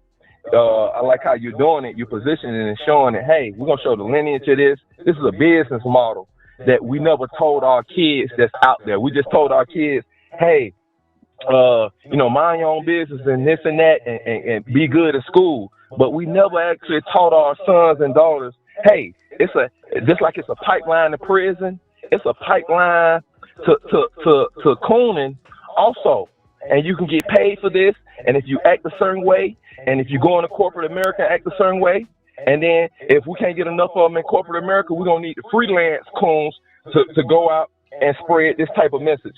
So this education need to be given to the younger kids so they can see what's going on and always wonder, why are the people being put in my face on TV, on news and radio and the media? They never had no solutions for our economic problems. They never had no real solutions of us getting out of what we're saying the same thing we saying 50 years ago and 50 years before that. And so everybody's being shuffled up. And then they being promoted. And that's one more time I just want to add on there. I'm landing the plane, Dewan. Along with what you got with this pipeline, the coon thing, and I see how you point out Jay-Z and certain other people, the white people, the white supremacists, they got smarter on us. They say, hey, the black people want to have their own economic freedom. So what we're going to do is we're going to put our own entertainers and our own people out there, and we're going to give them products and services, but we're going to tell them that it's black owned. So now you see all these Puffies and Jay and Dame and all them had these so-called liquor companies, right? Then we find out none of them own the liquor companies, but they promoted it in Vibe, Source Magazine in the 90s and early 2000s. Yeah, we got our own black-owned business, black-owned liquor, buy Belvedere, buy this and buy this. Come to find out, it was never black-owned. So now our kids got to realize when we see a star, an entertainer, athlete, the rapper come and saying, buy my product is black owned, that's the game. It's not black owned. The small hats and the white supremacists behind them, they pitch that marketing plan. It's black owned. So I just wanted to add that and salute Dewan, because that's the new thing. Y'all notice Dame Dash, Jay-Z, Puffy, all them years in early 2000s, we got our own liquor. I was in college. We started buying the Belvedere and buying the liquors because we thought, well, at least it's black owned. The same with the clothes. You thought Rockaway was theirs. You thought Sean Johns was theirs. Come to find out, it ain't theirs. It's smart white men behind a Russell Simmons, behind a Puffy, behind a Jay-Z, behind all the little record label and Hollywood guys. It's short, mediocre, average built white men that's behind them, and they say, oh, this is what the people want. The people want it black home, so now you're going to go out and say promote black home. So Puff Daddy did it, Jay-Z them, they did that for years. Oh, yeah, I own the Brooklyn Nets. Come to find out Jay-Z he was just a face piece. Real talk. And on this channel, I've been cataloging that the whole time I've had this channel and bringing this up as a topic over the years and bringing it up. Yeah. And now people are finally starting to see. When they were talking about, oh, Dewan, you just hating on Jay-Z. Now people are starting to really see what it is, man. But thanks for giving us a call. Shout out. Keep it going. Thank you, sir. Yes, sir. Salute. Yeah, man. It's all the same shit. People, y'all go, Dewan, you hating. Okay. I'm hating. Okay. Just keep watching. What's up, caller? What's the name? Where you calling from? Hey, this is Vaughn from Detroit. Vaughn, what's on your mind? Read Eugene Robinson's book, Disintegration. It lists all how black people are separating, and it's like 7 different categories we all fit in. It's for the best. Because that whole thing with Anton and Corey shows a divide among black men. We can't come together. We're past that now. There's too much to... Quick question. I'm not to cut you off, I just want to be clear. What do you mean by coming together? Like where? How? No, I'm not coming to separate. We go off those who sit with a similar mindset needs to hang with those. Oh, we already do that now. But it just shows how important it is, because there's a certain mindset among black folks that's too negative to move forward. Corey has a negative mindset. He has an inferiority mindset to white men. He can't beat them. He can't rise up to them, but I can talk about them. That's how he thinks. Why I say something bad about him? I talk about him all day long. Nigga, you're afraid of that white man. That's what it is. He's afraid of him. Question. So all he can do is talk about him and get other white folks, black folks, talk about him. So do you think Anton Daniels is afraid of them or no? Or you think he's the same as Corey? I don't know if he's afraid of him or not. Anton Daniels is a self-made millionaire. He made money in Detroit, real estate and other business. He's in a whole different level. So Corey is a comedian. Question. Anton buys Corey to entertain him. Because I started the show talking about, I don't know if you hear the beginning, I started the show talking about how people are easily fooled by money or perceived money and status and influence. What does that even mean? What does that mean? What that means is when people have money, or the perception of having money, it's easy for the common person to be fooled by that and be influenced by the person that's perceived with money and power. And I used Donald Trump as an example. Donald Trump's money and power got a lot of people to vote for him because of the perception of that he's wealthy and influential. Most prosperity preachers work the exact same way. They're going to have the Rolls Royce. They're going to have the $200,000 cufflinks. They're going to show you the money because the average mind is going to follow the person that they perceive have the most resources, while not paying attention to the substance of what was said. And that's how I started the show out. And the example I gave was, like right now you just called in and you said, Corey's afraid of white people, but this is me being non-biased. If I'm watching one person address something directly and the other person avoid what we all see, my perception is the person that's avoiding what we all see is most likely the one that's scared than the one that's addressing what we all see. Take the names off. What is it that we all see? I don't know what you're talking about. We all see that there's a system called the system of white supremacy, to where there are people who are denied resources and wealth and access to resources and wealth based off of the color of their skin and the genealogy and where they were born. That's okay. Let me say that just is what it is, whether we like it or not. Yes. Well, guess what, folks? White people are superior. They outnumber us. They got all the wealth. We talking about we got $2 trillion. Well, how much they get? They got $140 trillion. If that's from the Federal Reserve. So they are superior. So what are y'all talking about? Well, that's if you recognize that. Listen, hold on. Well, that's kind of the point of addressing white supremacy and reserving that there are a group of people who hold the supreme position over us through economics, entertainment, labor law, and politics based on the color of skin. And so if you're going to, if that's a problem and you see that's a problem, what other way to deal with it than to address it? Address it for what? I just told you why. Calm down, brother. Calm down. I said, no, you address it because if I have a broken lock on my door, I can't say, well, I'm going to go around and use the other door. No, I got to fix this lock. I got to address the broken lock directly. That's how you fix any issue. How you gonna fix somebody that's superior than you? How are you gonna fix them? How are they superior? Answer me that. How are you? Because if you in the ring with Mike Tyson, how are you gonna beat Mike Tyson? I'll tell you how. Because one, I have to when I address the system, I understand that white person. First off, it's not a person; it's a system. So it makes you see that this person in front of me is not Mike Tyson, but the person in front of me has the referee on their side and it has all three judges on their side. So the way I address them is by recognizing the reality of the situation that I'm in.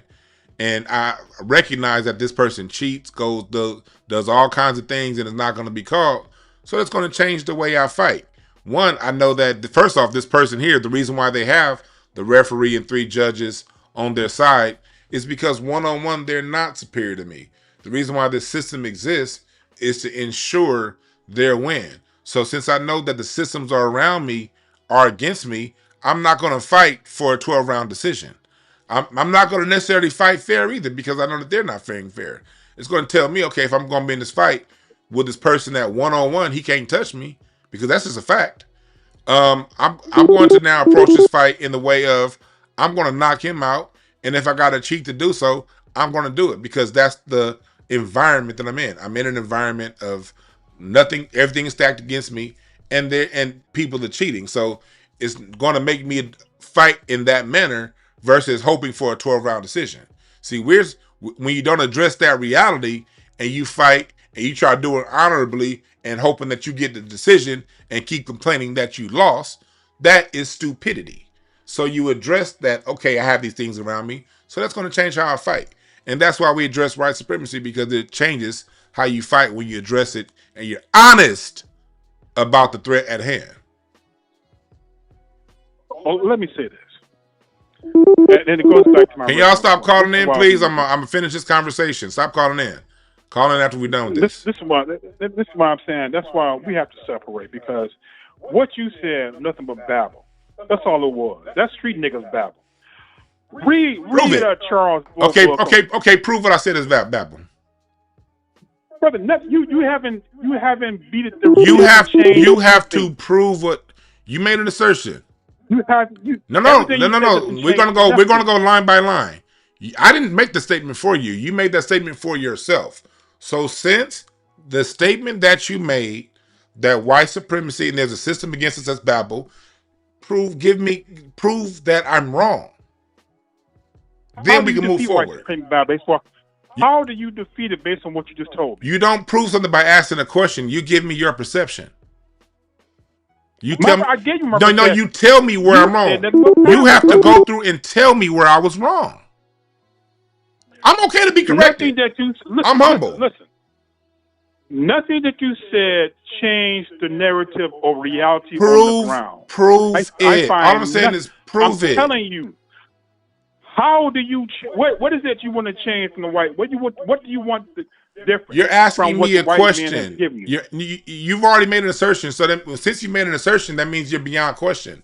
Prove your point of view. My point of view, nothing you said changes anything.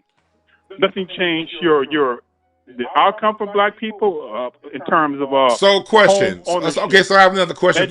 Since you don't want to answer my question, I have another question. No, if you're driving, you get no answer. If you're driving, you didn't give me an answer. So if you're not going to respect my question, I'm not going to respect your questions either. I'm not going to respect you, and you not respect me. We got to be on the same field. I gave you my answer. You came, but you asked me a question. That's not an answer. Nothing you said would change anything. I said prove it. I'm telling you, that is my answer. I said prove it. How does that increase? No. Home prove. Ownership? I said prove How does that it. Increase? Okay.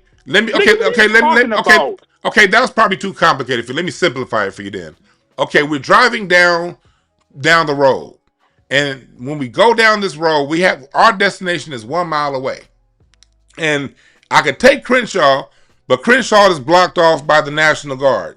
I can take La Brea, but La Brea is blocked off. There's an accident. Or I can take Western and there's an open road, but it might take a little bit longer. If I'm real about the route that I'm driving and I want to go to the SoFi Stadium and I'm very clear that this street is blocked off, that street is blocked off, but if I understand where the roadblocks are, I can pull up my map and I understand the system and how this system blocks roads, I can then find an open road to get to where I'm going.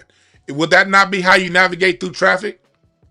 If you're going somewhere and you see roadblocks, and these same roadblocks, if I follow you correctly, how else do you get to your destination? You will find a different path. If that's right, that's what you're saying. Yeah, you will find a different path. That's what you're saying. Yeah. Then why'd you just say that then? Because I'm gonna tell you why I just didn't say that. Because you were seeming. I'm not saying you are, but you were sounding slow when I said that white supremacy is just an issue of roadblocks, and white supremacy is roadblocks that gets in our way. So the only way that I'm going to get to my destination is if I'm honest about the roadblocks that exist in front of me. That's why I said that. You seem to not to get the point that white supremacy is a system of roadblocks. An urban parable for. Let me say this again. You using an urban parable based off your area, because I would never. I'm Detroit. You talking about L.A. What are you talking about? Well, hold on. Okay. Hold on. I'm gonna tell you why I use that. You asked. I used it because I thought that you were intelligent enough to synthesize this and to put it into your own neighborhood. If you gave me the Detroit streets, I'd be able to synthesize that to, okay, maybe this. I'm assuming you do, because I heard somebody about the books you gave out to them. I'm talking about stuff that how would you change it? You basically I just gave you an answer. No, I gave you an answer. I can understand that. I wish you just made this up from the get-go. Nevertheless, I assume intelligence. My bad. So what? With your path, what is your path? So I have a path. People I wrote books on how to get a better path, but I don't think we name one. Name a book on a better path. Name one. Charles Blow. Okay.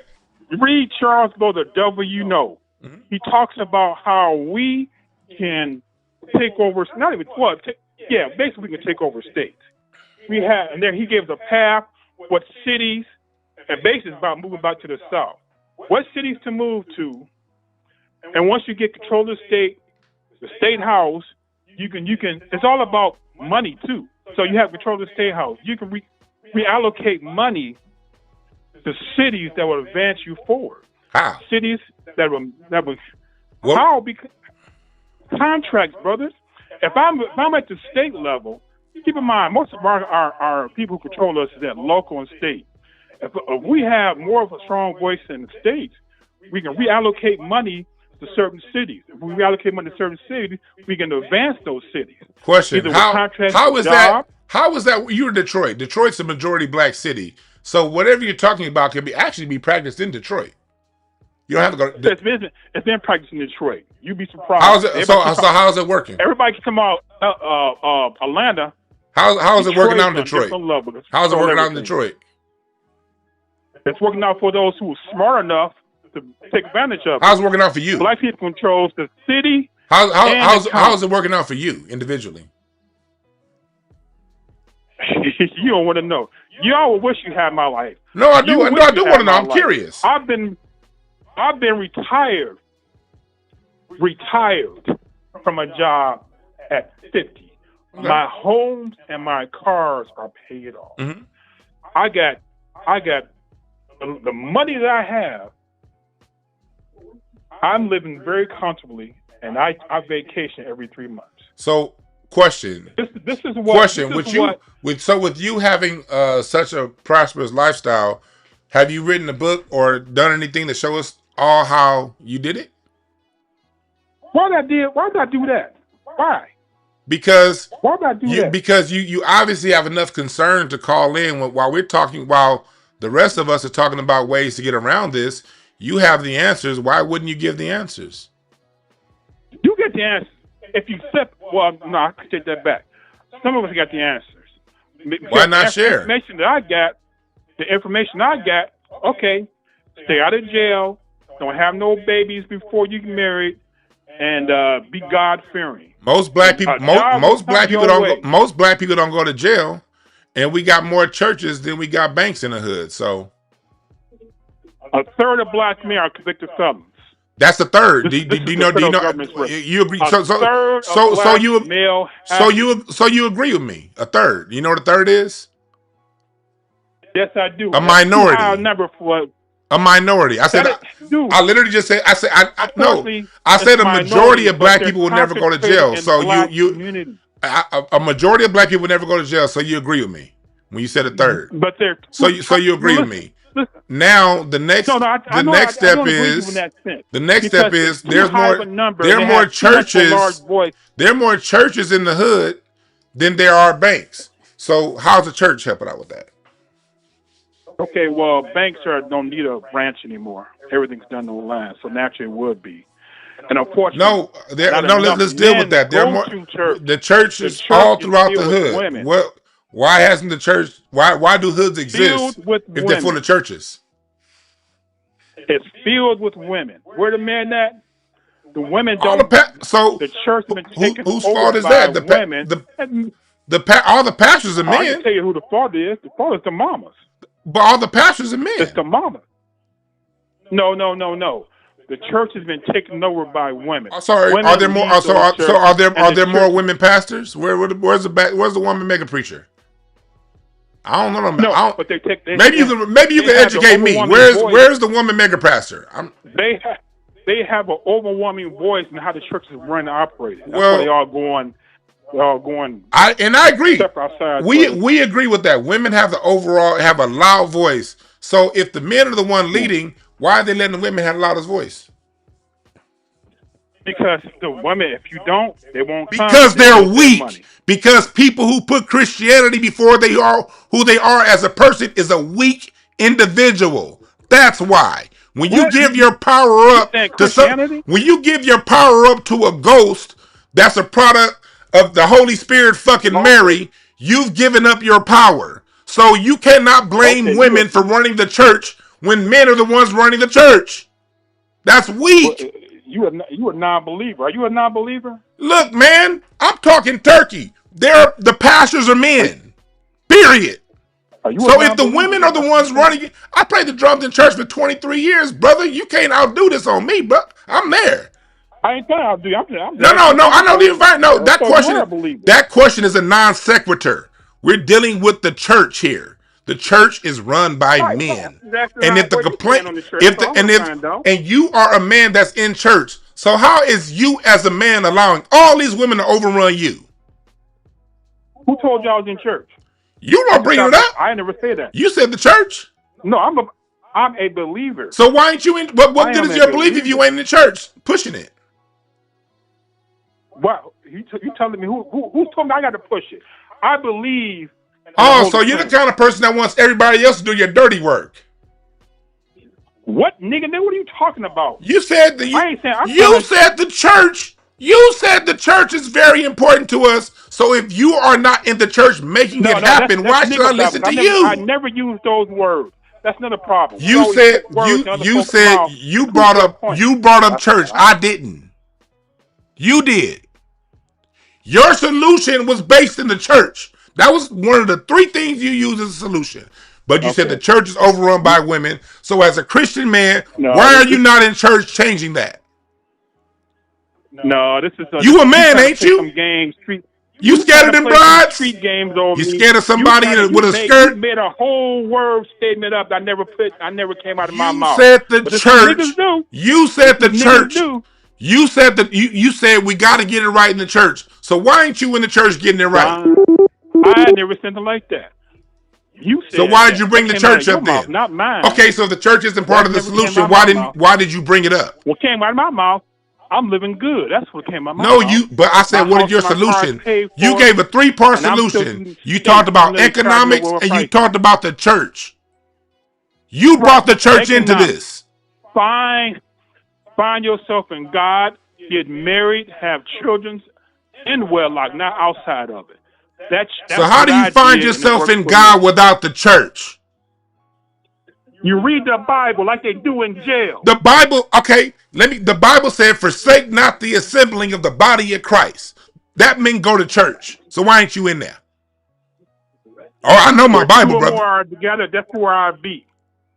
The church says forsake. The church says forsake not the assembling of the body of Christ. That was God's direction to where if you identify with this doctrine, you go to church. So why ain't you there making it better? Again, where two or more together, that's where I'll be. That's that all has, you need. But no. You a good... No. And the church also says bring the church also says bring 10% of your earnings into the storehouse. Who do you tithe to? Actually, I pay online. Who you tithe to? I pay online. Who? What church do you tithe to? I really do. Mount Hermon Baptist Church. You tithe to you pay online. You get them 10% of your income. And they actually online. I don't believe you. When I was at still working, I would watch you online. So, you know, but even though you redirected the conversation. No, you brought up the church, brother. I didn't bring the church up. You said the church part of the solution. I brought it up in the totality of what's needed. You asked me what was my... I said, what are you doing? God's church family. So you need, so as a man who's retired, you got all your ducks lined up in a row. What better place to teach what you've learned than the church? It's already a system. It already has youth departments. It has the full structure to intake and to bring in what you have the skills to teach. So are we going to get a commitment for you this year, 2026, for you and brothers like you to get back into the church and fix it so that we can fix our problem? I have not been called to teach. But the same token, I'm not going to be part of the foolishness that's said. So you know what you sound like, and I'm not saying you are, but you know what you sound like when you speak, when you come out. See, this is what happens when you're dealing with people who are out there rolling their sleeves up, grinding, and dealing with it day to day, and then you come from the sideline with a straw hat and with a toothpick in your mouth, saying what other people need to do, but you're not willing to do it. That makes, and the perception comes off is you sound like a hoe. I'm not calling you a hoe. No. But that's what a hoe does. No. A hoe says, you do it for me. That's that typical street. You doing the same thing that Corey did. No. I'm not Corey Holcomb, and you definitely not Anton Daniels. You are doing exactly No. I'm asking you. You came in with the almighty solution. And so I asked you, okay, what part are you playing in this solution? You basically said, I'm not playing a part. I'm sitting on my ass, minding my own black ass business, but I'm going to sit on the couch and talk about the rest of you niggas. You sound a lot like the people that we talking about in this show right here, my brother. My solution is we need to separate because we are like oil and water, like Corey and Anton, oil and water. Oh, I definitely. I agree. Everything you said was Corey's side. I agree. Everything. I agree that we do need to separate. I do. I agree with you. And that's the best thing for it. Now all you funny niggas. You know how we can start with separating is by when people like us are talking like this, niggas like you not coming around. That's how we start separation. And I'm 100% with that. I've been to a I am 100% with separation. I don't want to be around. I've been to a nut club that got shut up. I don't want to run. Cool. I wish fine. You would great. Stay on your side of town. Great. Unfortunately, the minute we separate, here y'all come. Great. Here y'all Who's come. y'all? Every fucking time. Who's y'all? All you niggas who bring this destruction. Who's y'all? So you're generalizing? So let me tell you a little bit about me. I'm generalizing. I'm gonna tell you a little bit about me. I'm in LA. I'm not. Look. I'm not them niggas. I'm in LA. I'm not in Detroit where you can buy a house for $16 that just got put away. I own a bunch of buildings on the block that I'm on right here, my brother. What do you mean, y'all? Yeah. What do you mean, y'all? You can't play big. You can't play big bank, take little big bank from me, nigga. We on the same field. If you retired, come on, man. Don't generalize. LA. Let me tell you something. Red Supreme be talking about y'all all. If you watch him, I can buy a house on your block for 2 months of rent in my city. So calm down, okay? It's not. Don't flex on a nigga from LA when you can buy a house for $60,000 in Detroit. Calm down. Costing $500,000. So back to what we talking. You know what a $500,000? Matter of fact, do you know what a $500,000? Do you know what a $500,000 do for me? A $500,000 will buy me an empty parking lot in the area with no cars, with just dirt. That's what a $500,000 do for me. Well, so calm down. Well, all right. Well, that's how they doing it. So back to what we talking about. So back to what we're talking about, and I want to end this conversation pretty soon. Thanks for calling. But if you're not going to be someone that's going to roll your sleeves up and help, I do 100% agree with you. That's where we do agree. I agree that we do need to separate. And separation starts from when people like me are building with like-minded people. When people like you who don't have a like mind come around, separation starts with you hitting a U-turn and going back where you came from. The same way, if I see people talking like you and Anton Daniels, I don't subscribe to Anton Daniels' channel. I don't go into his world. Right. I'll never call into his show. I'll never interact with people like Charleston White, because when I see a coon fest going on, I don't want that stench on me. So I hit a U-turn because I do believe in separation. So thanks for giving us a call, and we can start our separation right now. You have a good one, brother. All right. That's how you separate. See, that's the problem. You get people who build. And when we over here building in the chat, people who are not constructive want to come in our world and say we need to separate. I agree. I don't have no time nor want to be around people like that. Enoch Bird says, I made a mistake. Lucas Bing, aka Mason Lucas, has a dad who migrated from Congo. Oh, and a white mom. Appreciate that, Enoch Bird. His name is Lucas Bean.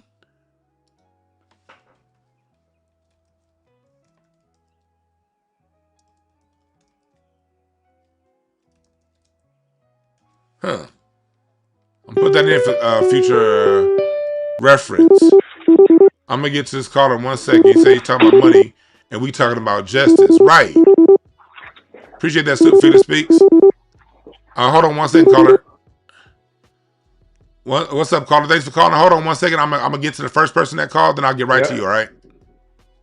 Appreciate it, bro. All right, I'm gonna merge these two calls. Okay, I think it's Ashley called in. You first. Hey, what's going on? Hello? Yeah. Who was that? How you doing, big brother? This is Gusto from New Orleans. By way of, I live in Riverside, but I'm from New Orleans. How you doing, big brother? Go ahead, bro. Gusto. What's on your mind, man? I just want to tap in, especially listen to the other guy called. First and foremost, you need to understand that we put coons in the same bag with y'all. And the reason y'all get called out because we've been calling out our coons. We've had a history of calling out coons, and we drop guys like that in y'all bag. Number one, this one I want to ask you, DeWine. I was working corporate, man, in Riverside. I just kind of backed up out that game. I can't say too much because I got some legal stuff going on with them. I watch Mexicans consolidate power, white folks consolidate power. I'm talking about far as like hiring people when they come in that look like them. I'm hiring people at my shelter, 75% black at the place I was working at. It was a problem across the company saying that most of my staff were black. The only problem is, DeWine, every black person that came in had bachelors and masters, work history, thorough work history in social services. I got white folks and Mexicans with warehouse jobs applying to be supervisors, and I've basically been held accountable for not having enough diversity at the spot I was managing. So every other race, every other building in my company had a predominantly white or Mexican staff. What is it about other races of people that understand the ability? It's not about consolidating power. Look, and we don't seem to understand it. It's not. It's partially what we understand and what they understand, and also that's a small part of it. But the bigger part of it is how we what we are allowed to do. Remember, everything in America happens off, like Corey was saying, off of allowances. You said you have 75% staff, and they say you're not diversified, right? Is that a black person saying you're not diversified, or is that the company? Of course, it's higher up, Mexicans and white. And there you go. So that right there shows you where the issue comes in. So even if you're dealing with people who are Latino or white, if they have a bunch of black people in their division, they're going to get the same heat too. Remember, this is about humans. Humans take the path of least resistance, and that's how the system works. The system works is depending on your humanity. It's depending on you to fall back on your human side. If you know that hiring these other groups ain't gonna it's gonna keep the radar off you, you're gonna hire other groups. And it's hard to hire black, and then unfortunately it's a lot of black people who don't have their shit together. So when you do hire 75% black, let one of them niggas go foul, the rest of them are gonna be blamed. So there's a system that influences behavior. It's partially some things that we don't. It's not as if these people have a superior understanding. Part of it is the bigger understanding is they hate you. That's the biggest understanding. Not so much that they like themselves, but one, they hate you. Two, they're not going to take the risk to elevate you when they can take the path of least resistance and not. I'm sorry to cut you off. There's one more thing. So, how my man was saying white folks are superior. What he don't understand is that what you see in the corporate structure. Every black person you see working in a city of any city, from California, anywhere, they shit together. They're thorough with their work. They have to be high producers, education, work history. Man, they had white guys I worked with. Their only work history was working at Trader Joe's. They started off as secretaries and ascended to positions that only black people with master's degrees can get to. So when my man talking that bootstrap shit, it is a system. It's structurally set up to make us have to be very thorough to achieve it, when they can just get there by simply being white and somebody in a higher position just puts them in position to grow. So I just want our black people to understand that it is time for separation, that black shit don't matter. Even FBA versus tether don't matter. Are you on code or are you off code?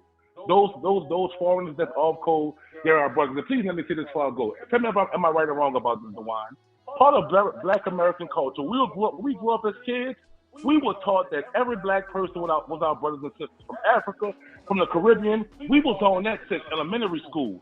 It wasn't until we seen how the system was using these foreigners that looked like us to speak against us before we realized, hold on, they don't have the same spirit as us. And you're right about that. Part of black American culture is believing that the diaspora. I got another caller waiting, so I want to end it. But no, you're right about that, and that's why we're here as adults, reworking our minds from what we were trained to be perceived as children, and that's why it's pissing other people off because they're used to us being like that. But thanks for giving us a call, brother.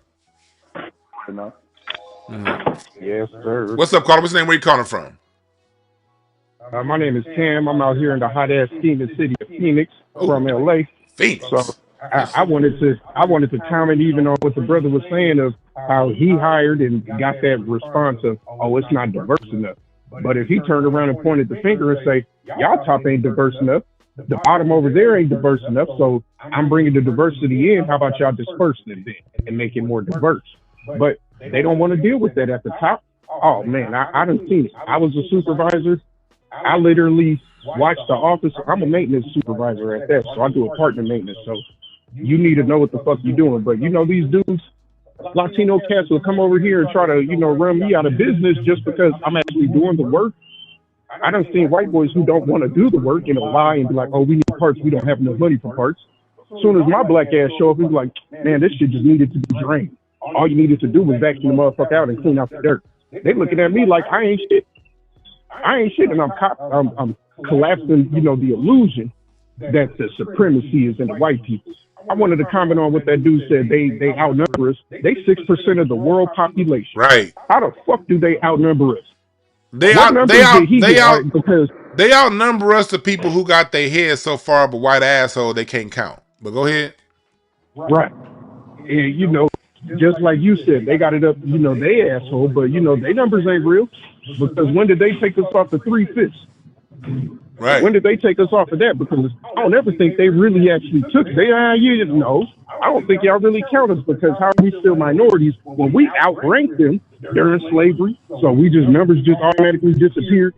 Get the fuck out of here with that, man, because ain't nobody about to sit up and tell me from a point that we've been, watching these coons get off, and you got to think of it like this. People that also accept money as, the reality of things are always going to be the ones that they can compromise.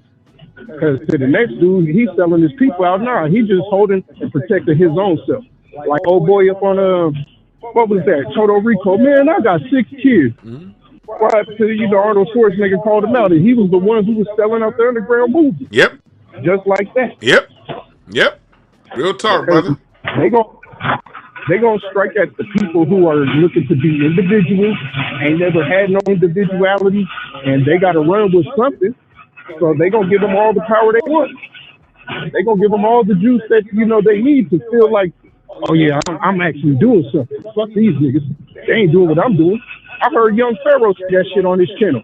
Oh, I'm not gonna work with y'all niggas. I got the white people, former CIA, FBI working with me.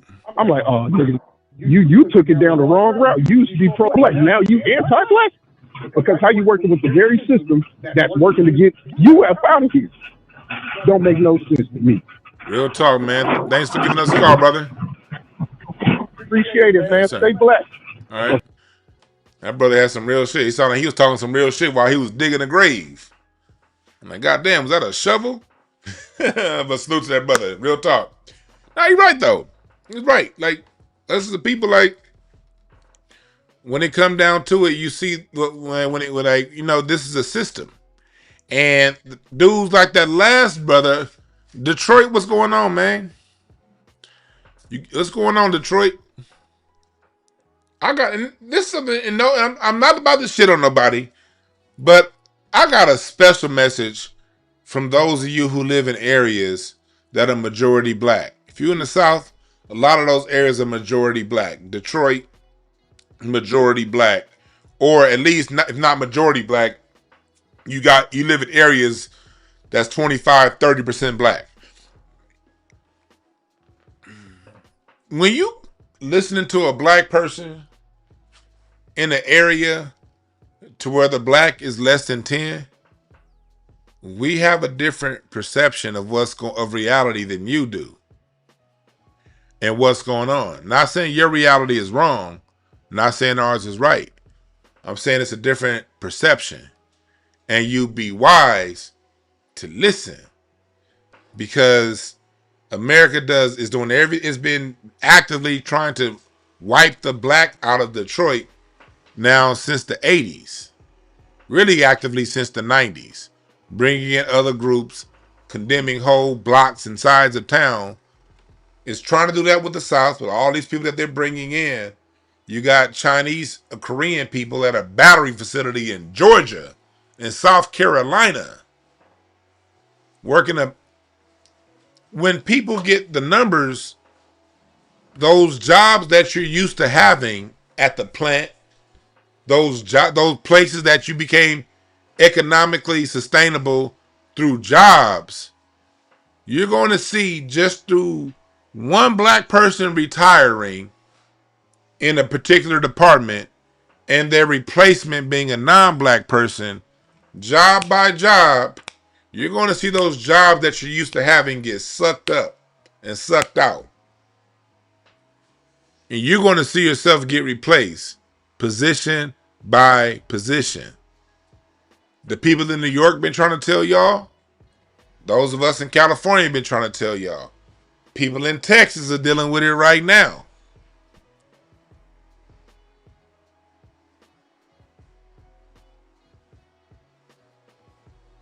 And you see this common threat happening no matter who gets in that position, even if they're African, non-black American. You see the same system over and over, consistently doing the same thing. Gentrification is happening in every city. It's happening in Birmingham, Alabama. It's happening in Charlotte. It's happening in Richmond, Virginia. It's happening in Chicago. It's happening in Detroit. The only way something can happen on multiple cities at the same time is if there's a plan to make that happen.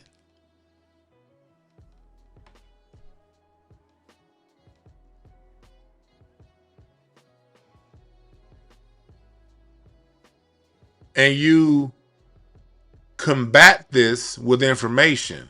That's why this is a channel of information. That's why talking about white supremacy is information. All talking about the system of white supremacy, not you jive coon ass niggas that's going to say white people are better. No, you're stupid. Can a white person sing better than Michael Jackson? Name the white equivalent to George Washington Carver. It's the reason why your history has to be omitted. Because if you put what black people do next to what white people do on an individual basis, it's the gap. The gap is wide.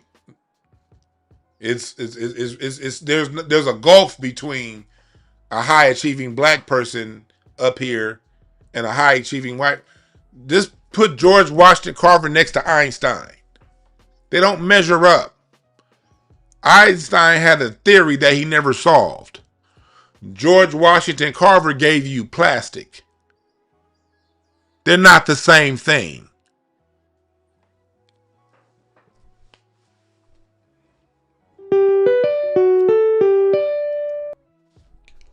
I'm going to get to you in 1 second, caller. They're not the same thing. Okay. There's a system. And when you're dealing with a system has areas of opportunity, areas that you can find a way to win in, but you got to study the system the same way you got to study the map. And if Google Maps says this street is blocked and that street is open, I'm going to follow where the open route is. And through understanding the system has plenty of open routes and ways that we can go and cultivate and grow. But you got to understand the system to know where those lanes and byways and highways are. And if you're the kind of person that's arrived, quote unquote, and you're not willing to share how you arrived, then in my opinion, you are a bitch. Not some woman y'all call that. That's men that gets to a destination, can show the roadmap on how to get there and refuse to share. You're the worst kind of person on earth. You're a scumbag, and you're no better than the crack dealing gangbanger on the end of the street that's putting people on drugs and shooting people for no reason. You are no better, you highfalutin niggas. What's up, caller? What's the name? Where you calling from? Hi, my name is Shannon. I'm calling from Charlotte, North Carolina. Shannon from Charlotte. What's on your mind? I'm calling in because I just want to commend you, first of all, for bringing these topics to attention, because people have been so coonified and act like they don't see what's happening. And I've seen it for myself in the late 90s, working uptown for Bank of America. Slowly but surely, like you said, every time somebody black leaves, got somebody else in there, and then you see that eventually there are none. And I try to talk to the young people about this kind of stuff, and they don't act like it's an issue. So what would you say would be the best advice when you're talking to children? I have children, and they so into this school stuff, and they got everybody thinking that everybody equal, but it's really not. All my years working with children, I would tell them this, and I told children this for years. Understand, school is where you go to learn math, learn English, learn how to structure your sentences properly, learn how to add so you can count your money. Outside of that, school has little value. The other things that you learn in school are, and I've done this with 8-year-olds. I've done this from the age of 8 on higher, and it's worked over the years. Just be flat out honest with them. You go to school to learn, and you better graduate school too, because you do want to learn these principles and these basics in life. But outside of that, school is there. It's a system that is not going to say anything that's going to really make you productive, and that's why they're bringing in all these other people to take American jobs, because our school system just doesn't fit that bill. I tell the children, have fun, have a good time, but always remind them that this world, it comes down to color. That's just the world that we live in. You may have your friends now, and what they'll find out when they get to middle school and high school, if they're in elementary school, if they're in a diverse area, they may not know better. But when they get to the 7th and 8th grade, they're going to see it themselves. They're going to see that their white friend Shane that they had in the 6th grade has distanced themselves from them. That Latino kid is starting to talk differently to them now in the 10th grade than they were in the 8th grade. And they're going to start seeing these things themselves. They're going to have teachers. They're experiencing their experiences these children are having within school that's racism right in their face.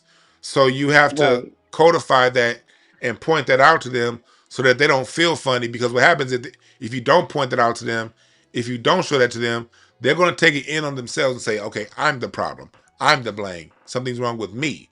That's where that's born out of. How's everyone else making it except for me? You know, so when you start to point these things out happening in society, their little minds are going to look around and see it happening at their school. And you can't be afraid to be completely blunt about that. And you got to show them and tell them, this is why you must cultivate skills.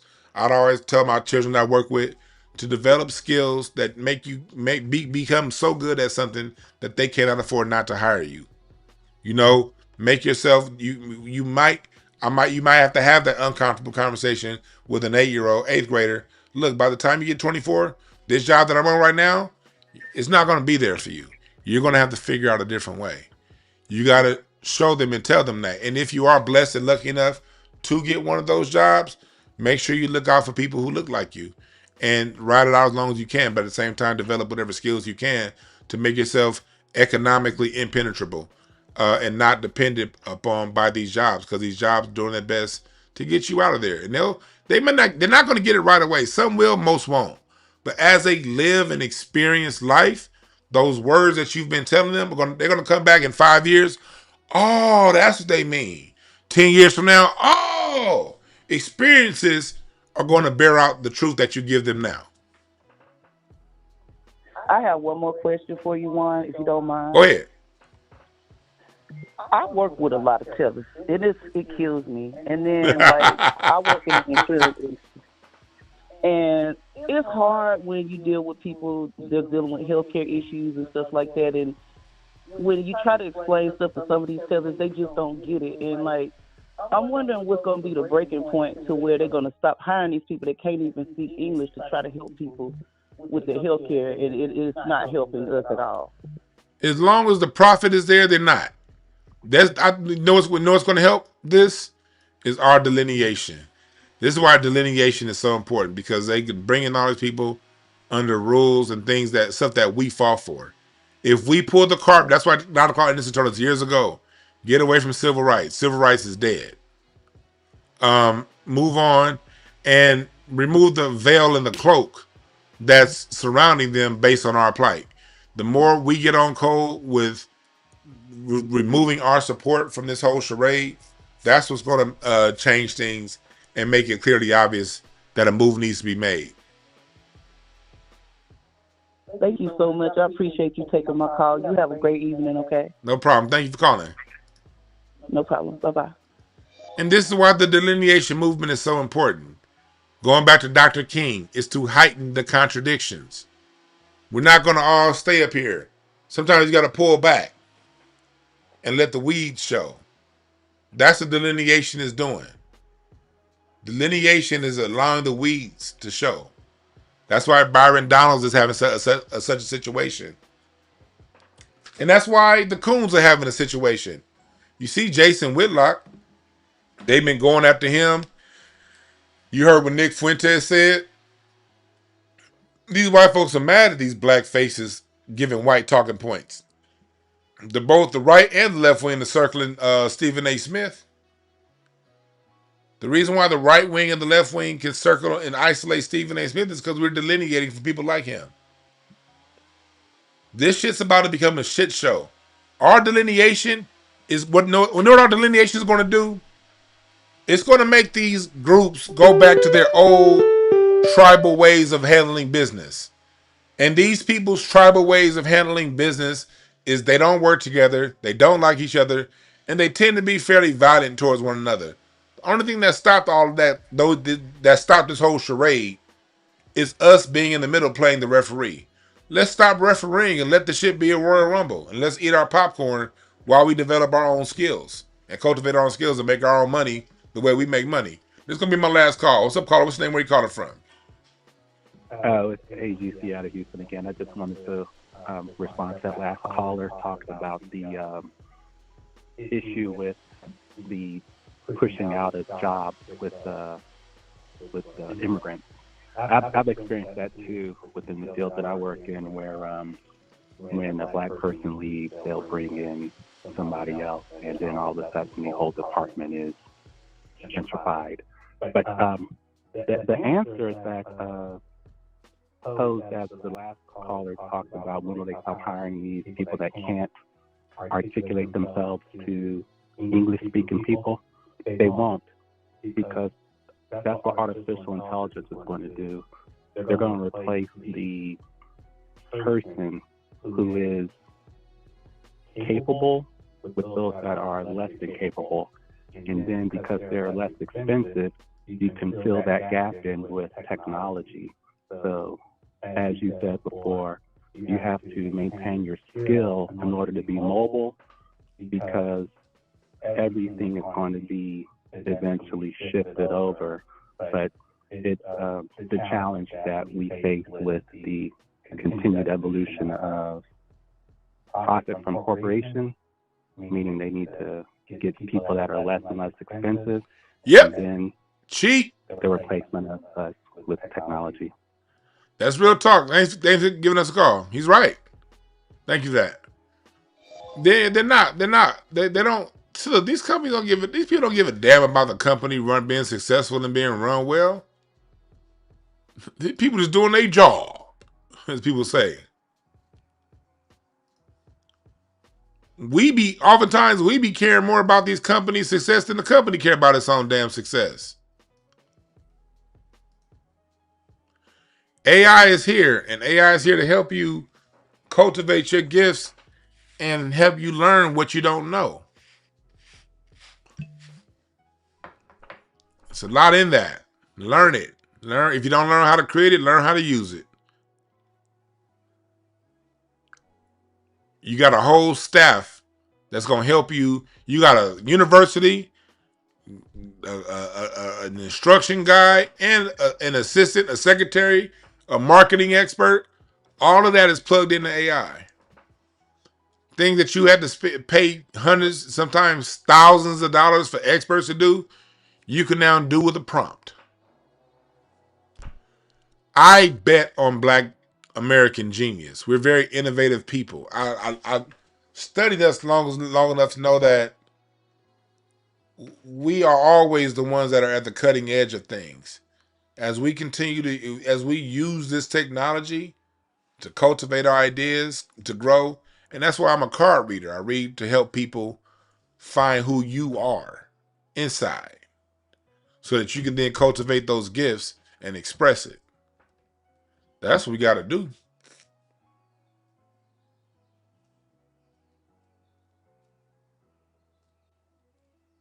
Use it to cultivate your genius.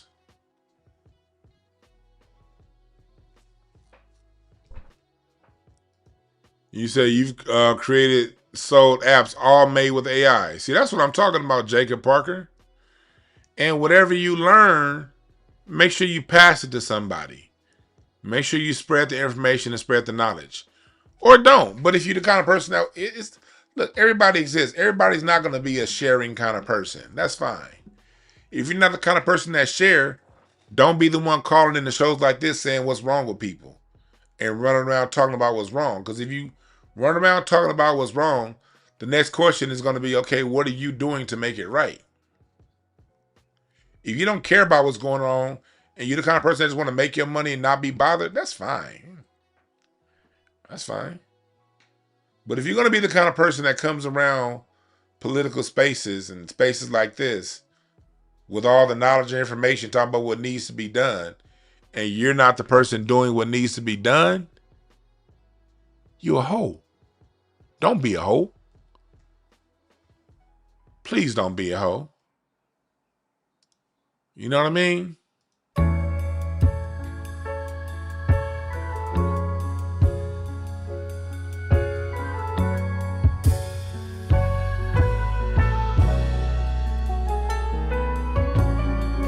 Don't be a hoe. Don't be a hoe. Don't be a hoe. Don't be a hoe. That's some hoe shit.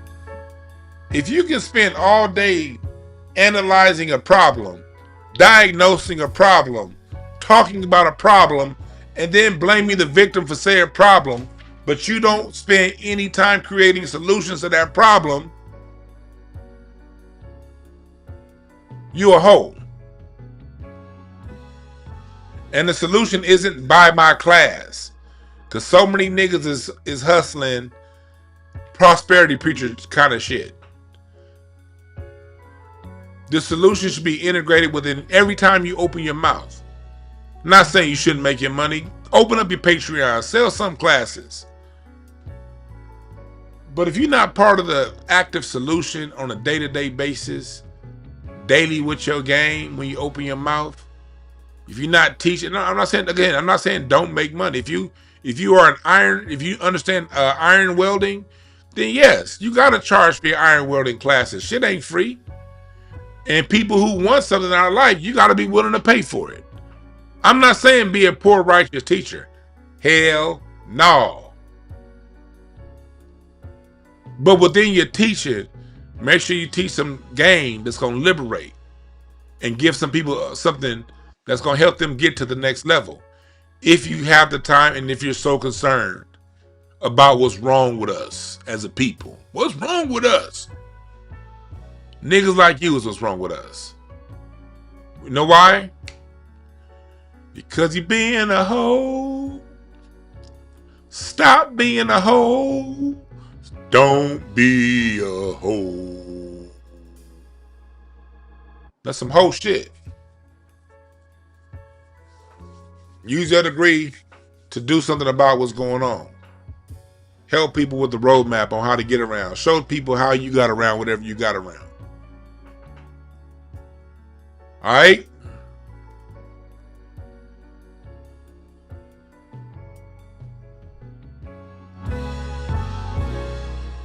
Make sure you hit the Cash App $ DejuanB1. Go to DejuanB.com for all your merch. Black American Music Family Tree. We're fighting menticide with education. We're fighting cultural erasure with cultural information. You can't fight them and tell them what not to do. You just got to do your part and fill in whatever gaps you see the other side is left open. That's all you got to do. All right?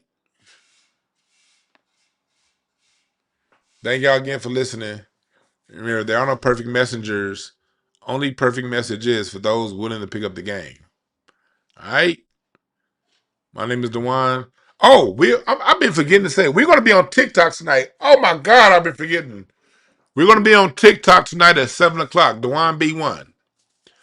DejuanB1 over on TikTok. We're going to do a music breakdown tonight at 7 p.m. Pacific Standard Time. We're going to be talking some music. All right? Follow me on TikTok right now. We're going to be there 7 p.m. tonight. All right? Y'all have a good one.